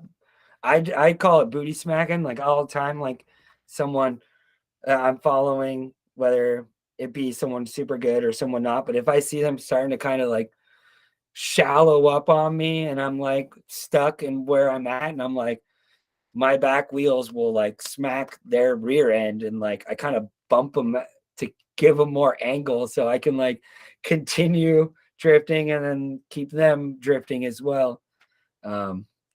Yeah, that shallowing up thing is just, it's not easy to get rid of. Like I mean, I never was really that good at comps. Couldn't run a good comp chase, in my opinion. I was definitely pizza, not fry, for a lot of my comp runs. Getting that to that point in RC competition drifting, I think you're spending a lot of practice time, just in general. You just have a lot of trigger time. There's a new guy on track. He's like 4 or 5 sessions in, like only been driving a couple weeks now, and he's in a stock. He was in a stock MST. He's got a couple upgrades as of last night, but He was bone stock MST, and he was putting the hurt on me almost all the way around the track all night long. And I was like, dude, you got the trigger down. You are the guy that has actually driven his MST to the point where he needs something better. Like, there's a lot of times people don't drive their MST long enough to actually probably gain a lot of the knowledge they should have, or just seat time from it, because you can't really mess it up. It's not adjustable turnbuckles. Just drive it the way it is. Get a bunch of seat time. Drive it like that for a couple months. Focus on painting bodies and getting some batteries and just tires and your shocks. Mm-hmm. Keep up on your shocks. For those MST guys out there that are still running an MST, they're fine out of the box. They just fail after a while. Jacob Parker says, "I told him he's not allowed to compete. Not allowed. Not allowed to comp this coming season." For whoever you were just talking about. Oh, Chris. Yeah. So this guy Chris, he's new, and I think it's the Crocs, man. He wears Crocs, and no, it's like Kurt. And he's just quiet. He rolls up, and he just hangs out. He's super chill, dude. Just showed up out of nowhere in our lives. I don't think he had a connection. I don't know if he knows like anybody in this club other than maybe like one person that got him here somewhere. So someone knows him somehow. Anyways, it's awesome because you don't just see guys that come out of the woodworks out of nowhere and just like literally first day you saw him driving, you were avoiding him because he was just like spin out central, along with, most people on their first times they come out, you just got to figure out that trigger. Then the next time it was like he went home and like studied RC drift videos and came back and was like, this is how I do it. And like just dominating. I was like, it's like, I got you. All right, dude, I'm stoked. I was like, you're going to be the first guy that drives the wheels off his MSD. And actually there's another guy that does too. I forget. He's actually a real drifter too. He's his name's Aaron. If Aaron's watching, I love you, man. He drifts like at DriftCon when they do like DriftCon, and he's part of the team tandem competition series and everything, and he shreds. Along with, we got like Shark Bait. I don't know if you guys know who Goon Squad is, and like Shark Bait. We got a couple of those guys. They RC with us, and that's cool. They've all gone through that like MST phase, and then they pimped out, a couple months into it because they were like, this is awesome. How do I not want to do this? And I think what makes it awesome too is just having our big community. People get there and there's more than 3 people to talk to, and you don't got 2 that are like total dicks or anything like that. And also it's not a hobby store, so it's not just like walk in on your own. It's like, word of mouth.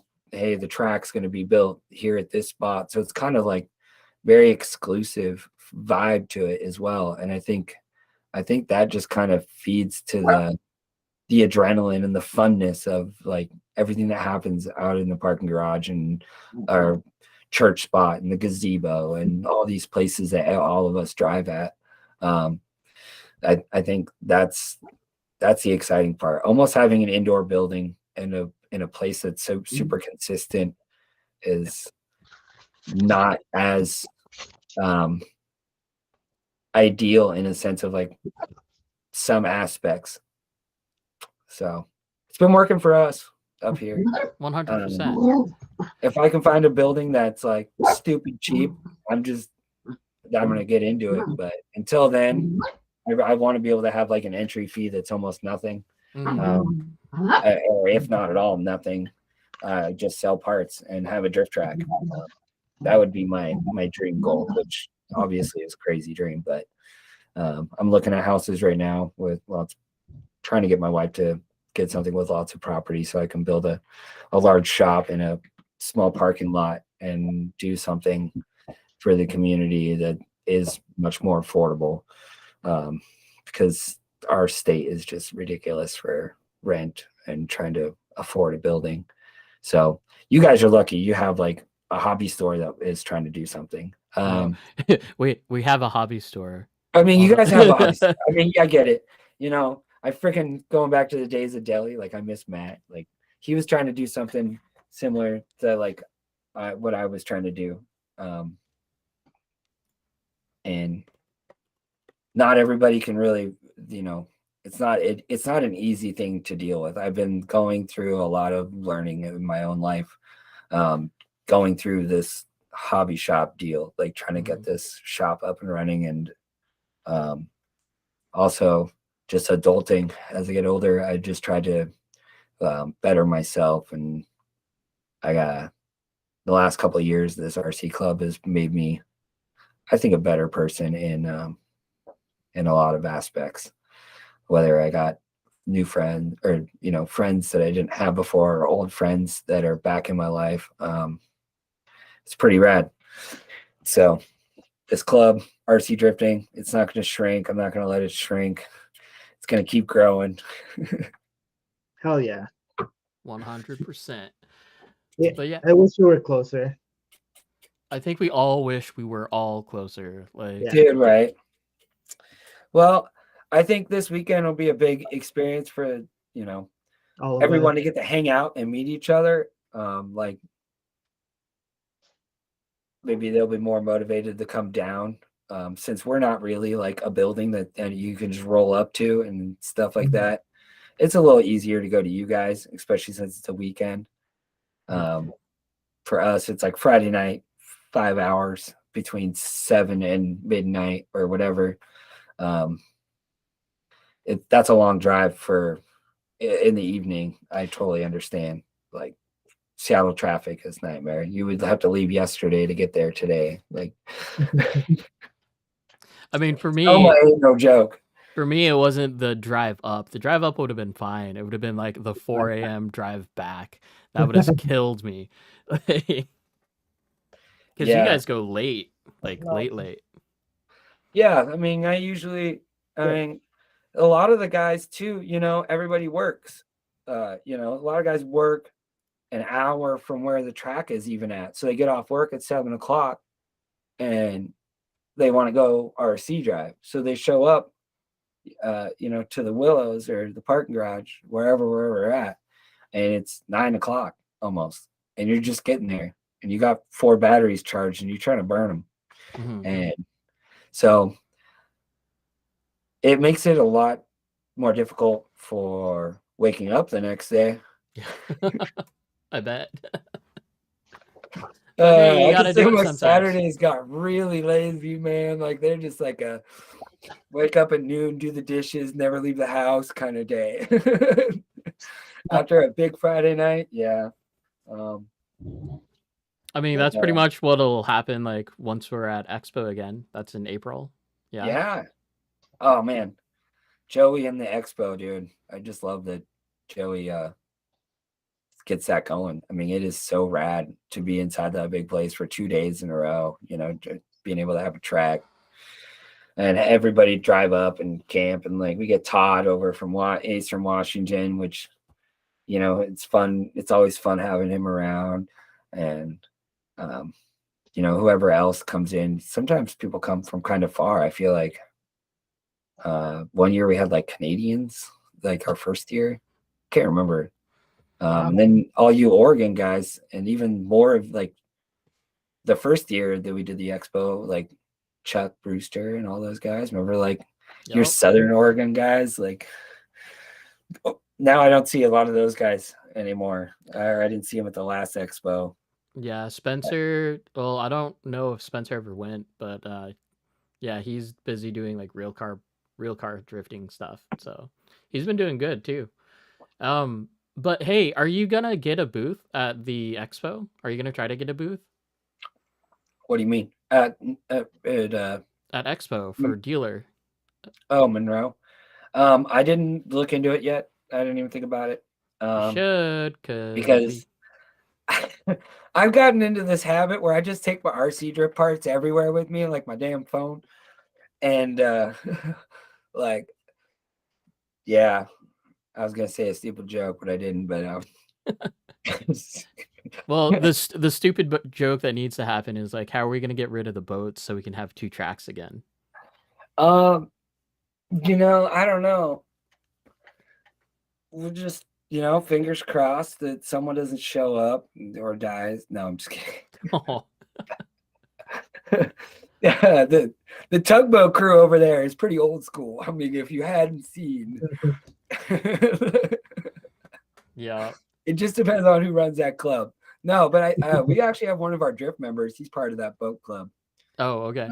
and he's an OG in our drift club, and he's been driving for many years before me, and even some of our other hardcores. His name's Byron. If you ever got to meet Byron,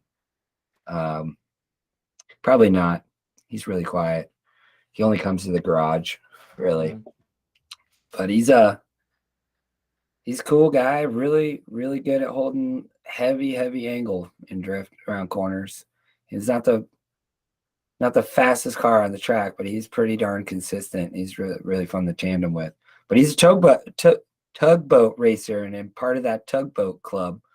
So it's just funny that this like drifter 50-year-old dude drifter is also part of this tugboat club that's like right next to us. So like the first year he sits over there with all his club buddies, and they're all like quiet reading the newspaper and shit.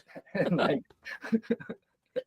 we're over here just making a ruckus. You can't hear music, you can't hear even hardly anything because you just weep. It's like just party.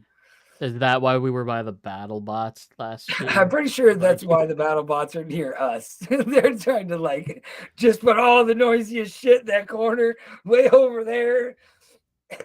I'm surprised they would put us in a different building. Like, we're just so noisy. No, yeah, like that would be one thing I've actually been interested in out there at Monroe's. They got a lot of these buildings that you can rent out there in that like little area in that place. And I've been in one of them I went out there for a pug party. So I told you I got pugs. And I went out there for a pug party called the Grumble. And they had this polished, perfect little building that I was like, wait, I could rent this? Like as like a venue? Like, so it's been something I've been needing to dig into and look at the cost of it. I'm sure it's probably pretty expensive. But if it was like a more affordable situation, I would like to be able to like host our comp events, like my comp events, Let's Drift RC comp events, like in a venue like that where I don't have to worry about rain or shine or anything like that. I can just go there 4 hours, set up a booth and get everything situated and not be in someone's public or private parking garage under a building. Which sometimes I'm just like, are the cops just gonna roll up? There's like, we have a full parking garage. Like we ran out of parking spots in like a 60-car parking garage. And it was full. Like it was stupid. I was like, cops rolled up here. He's gonna think it's like Tokyo Nights. Where's the street race? Like, who's drag racing? Because I don't know how you guys are drag racing in here. And then they would like look over and see drift cars. No, The it's like security officer. guys, they get us, but That's hilarious. Officer, we're just playing with toy cars. yeah, like I mean, it's been one of those things. I'm surprised that hasn't happened yet. Not with the 5.0. We have security, and like we got some pretty cool security guards that we're just like, dude, we're just here driving our cars, and they're like, all right, cool, and leave, and we're just like, what? That was so smooth. Like all of us in our biking and skateboarding days were like, run, and then we got stuff there, like it almost feels like, I want to run still, but it's like, yeah, I'm not skateboarding, I'm not riding bikes, I'm not grinding any ledges. So luckily it's been, quite a few years now that we've had the spot and it's worked out. So it's nice because our floor surface has really broken in, lots of tire wear. It would suck to have to fully vacate and try to find a new home that's permanent. But for those of you watching, be happy if you have a track. Hey, Phil, if you're listening, I might need to add you as a moderator next time. Who? Oh, we keep on getting spams for like AI, things in the chat. What with AI? And anyway, yeah, we apparently need a moderator because Anyway. Is that Carrie saying that? No. Oh. Like just spam bots like jump in the chat. Yeah. Anyway, hey, we are past 2 hours, so we're past John's bedtime. Yeah. You got a bedtime? No, actually, Tonight. Dude, Yeah. it's 10 o'clock. I have. Yes, I know. Oh my Yeah. God. No, this stuff, because I got my shipment on Friday and was trying to get it all, some of it situated so I could bring some new stuff on Friday night to the track. And then now I'm like, how do I want to do this low key, discreet, shop setup down here in Oregon tomorrow? And I'm looking at this king size, or I don't know what size bed it is, but it's a big ass bed, 2-people bed, and it's full of RC shit. And I'm like, I'm just like, this is too much stuff. How are you gonna fit it inside the fit tomorrow or tonight? It was more so like I'm gonna be doing like 6 trips going in the door just to bring like boxes in. I was like, I need like a big Red Ryder wagon that it can like drive in with a crawler and then just have all parts in it. I mean, you have a whole bunch of people. Like, just let us know when you get here. I'm gonna make everybody carry a box. I just make sure that they're people that you trust, because that could go way bad. I only ask kids. I only trust kids. No, kids. Like, don't run away with this now. No, yeah. Kids can't drive, so you catch them eventually. So whatever shows up, we know if it fits. Like, it'll. Well, that was gonna be a stupid joke. If it fits, it ships. It fits, it ships. Yeah. So Friday night, I pick up my buddy Carrie, Dr. Doobie, here in the chat. He lives down the street from me, so I just pick him up.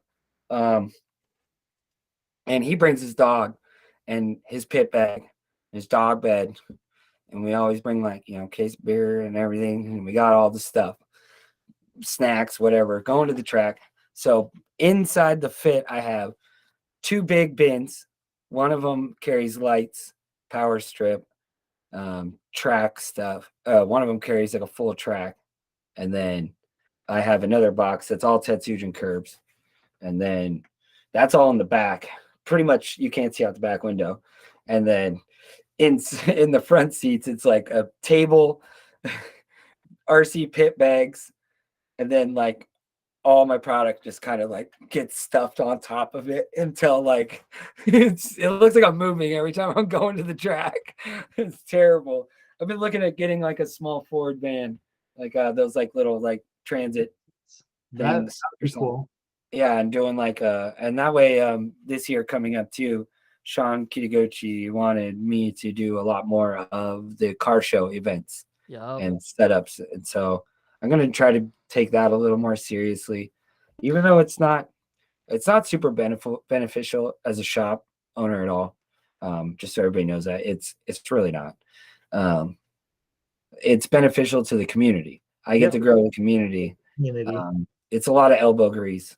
Anybody that like wants to help or whatnot with that next year, let me know. Between Seattle, Oregon, all that stuff. It's a lot of elbow grease and there's no payout. So but we get to show off in front of a bunch of people, which is the best part about drifting. Showing off. Style. There you go. Okay. Well, I think that does it. For at least the socials, where can everyone find you at, Drew? Guy? My bad. No, you're good. For the social, you can message me on Instagram at Let's Drift RC for parts. Follow the page Let's Drift RC to get see all of our. I've been really slacking on making actual posts, but I've been doing a lot of stories. The stories just kind of are easier for me to do on the spot and then get back to helping someone with a car or driving myself, because it's between setting up or just hanging out and trying to sell parts in general. Takes away a lot of drive, free drive time, which I drive enough, so it doesn't bother me. But you can hit me up there. You can follow me on Facebook, NW Guy. I try to check my Facebook, Let's Drift RC, as much as possible, but sometimes my phone doesn't like to open it, and it just is weird. I have to wait like half the day, and all of a sudden, hey, that Facebook page works now. I'm like, what the heck? But iPhone life. Yeah, that's where you can hit me up, or I'm not gonna put my phone number here, but Yeah, you can don't also do that. email me at Let's Drift RC, or you can email me at guy-marsh at letsdriftrc.com if you want to email Cool, me. cool. Sweet. Yeah. And any I try to do pretty good heads up on like when I'm going to be doing orders, taking orders. So if anybody's got stuff that they want in mind, they've been looking for, can't maybe, you know, just want to order from me to support me, just let me know. And I always try to do my best on making the prices the best you can get. And we have- Hey, we know that that's important. That is important. But hey, so yeah, man, as you're traveling tomorrow, drive safe, because we know Oh, yeah. those roads up there is kind of weird. Seattle's weird, Portland's weird. That's why I leave, like when I drive to LA, I leave at a like both years in a row, I leave just after midnight. And then just drive straight all night, all morning, all day. And then I get to Super G like roughly around like 7 o'clock, 7:30 the next day. Cool. So then I can get there and drive or see a little bit. Right. At Brown Rose, I will try to get something like as far as the live feed goes. Everything that I've tried so far, like via our webcams or our security cameras that we've been using at the track, are not reliable. Like they're as reliable as the ones that you saw at Super G, which had problems. I'm gonna try to go live on my phone if I can, especially during like the comp. I think it'll be easier for me to do it then. Okay. Plug in my phone and go live from like my face from like Let's Drift RC or Instagram, their live page or whatever. How good is the service in there for phones? Because my phone sometimes Not very good. Yeah, okay. It's not. It's not. Oh. It's a hit or miss for me. Yeah, Okay. so I'll probably bring my camera along with a pretty hefty tripod. That way, like if anyone hits it, then it'll be fine. I have a GoPro that links to my phone too, so I can maybe set that up and go live. Okay. From GoPro. Yeah. Try to get some streaming here, so because I know there's a lot of Seattle guys that are really wishing they could have the Sunday off to make it down. Like weekends are really hard for a lot of our drivers because a lot of them work Saturday and Sunday.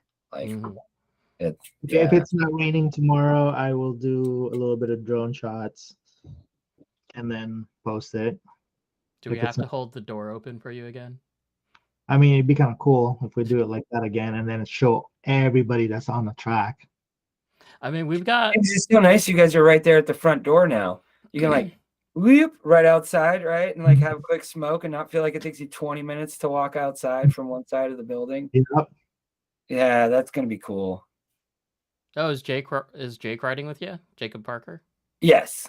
All right. I'll be picking up Jacob in the morning. He's asking what time. I'll let you guys handle that. Be awake by 7 o'clock. Well, I'll text you, bud. We'll figure it out. Been on here for a minute. So we'll see you tomorrow, and everybody that's driving down or up to the track tomorrow, be safe. We will see you out there. Don't do stupid things. Don't drive 105 down the highway and get a potential ticket. Salem is really picky, so if you've never gone through Salem before, Salem's really picky. Watch out for them. Okay. Anyways, I've never seen a Salem cop. They'll if there is like Ford Tauruses. No. Mustangs and Challengers, or yeah, Challenger, Charger, Mustang. They're Dude, they the need to get some swap Taurus SHO motor, old station wagons, be all low key. right. No, but seriously, they're the cops that will pull you over for window tint. So Oh, really? yeah, they're Yep. those I kind of usually, cops. yeah, usually, I don't think I've ever done really like less than 90 through Portland, through all of Oregon, to be honest. Okay, that's fine too. Okay, I seriously have a though, Honda hatchback, man. You got to go fast. on a fit, like what like at 4,000 RPMs going 90 miles an hour. Okay, I've done 150 in it. Mine's manual 5-speed, so I don't know. It goes, it revs. It finally hits rev cut at like 7,800 RPMs. It's like pop, pop, pop, pop, pop, pop, and I'm like, yeah, thanks. You can ask Jake. Right. He'll attest to it. We'll ask him tomorrow. okay. Final Actually, I'm driving reminder. my wife's SUV tomorrow, so I'm going to be driving a lot slower. Okay. Final reminder: doors open at 10. Judges, you need to be there at 9:30 so we can start laying down the clipping points, and we just got to get going on it. And we will see everybody tomorrow. Yeah. Yeah. Later, guys. Oh, Peace. yep. The yawns Son. just showed up. Okay. Ending the stream. Have a All good right, night, you guys. Thanks for having me. Thank you.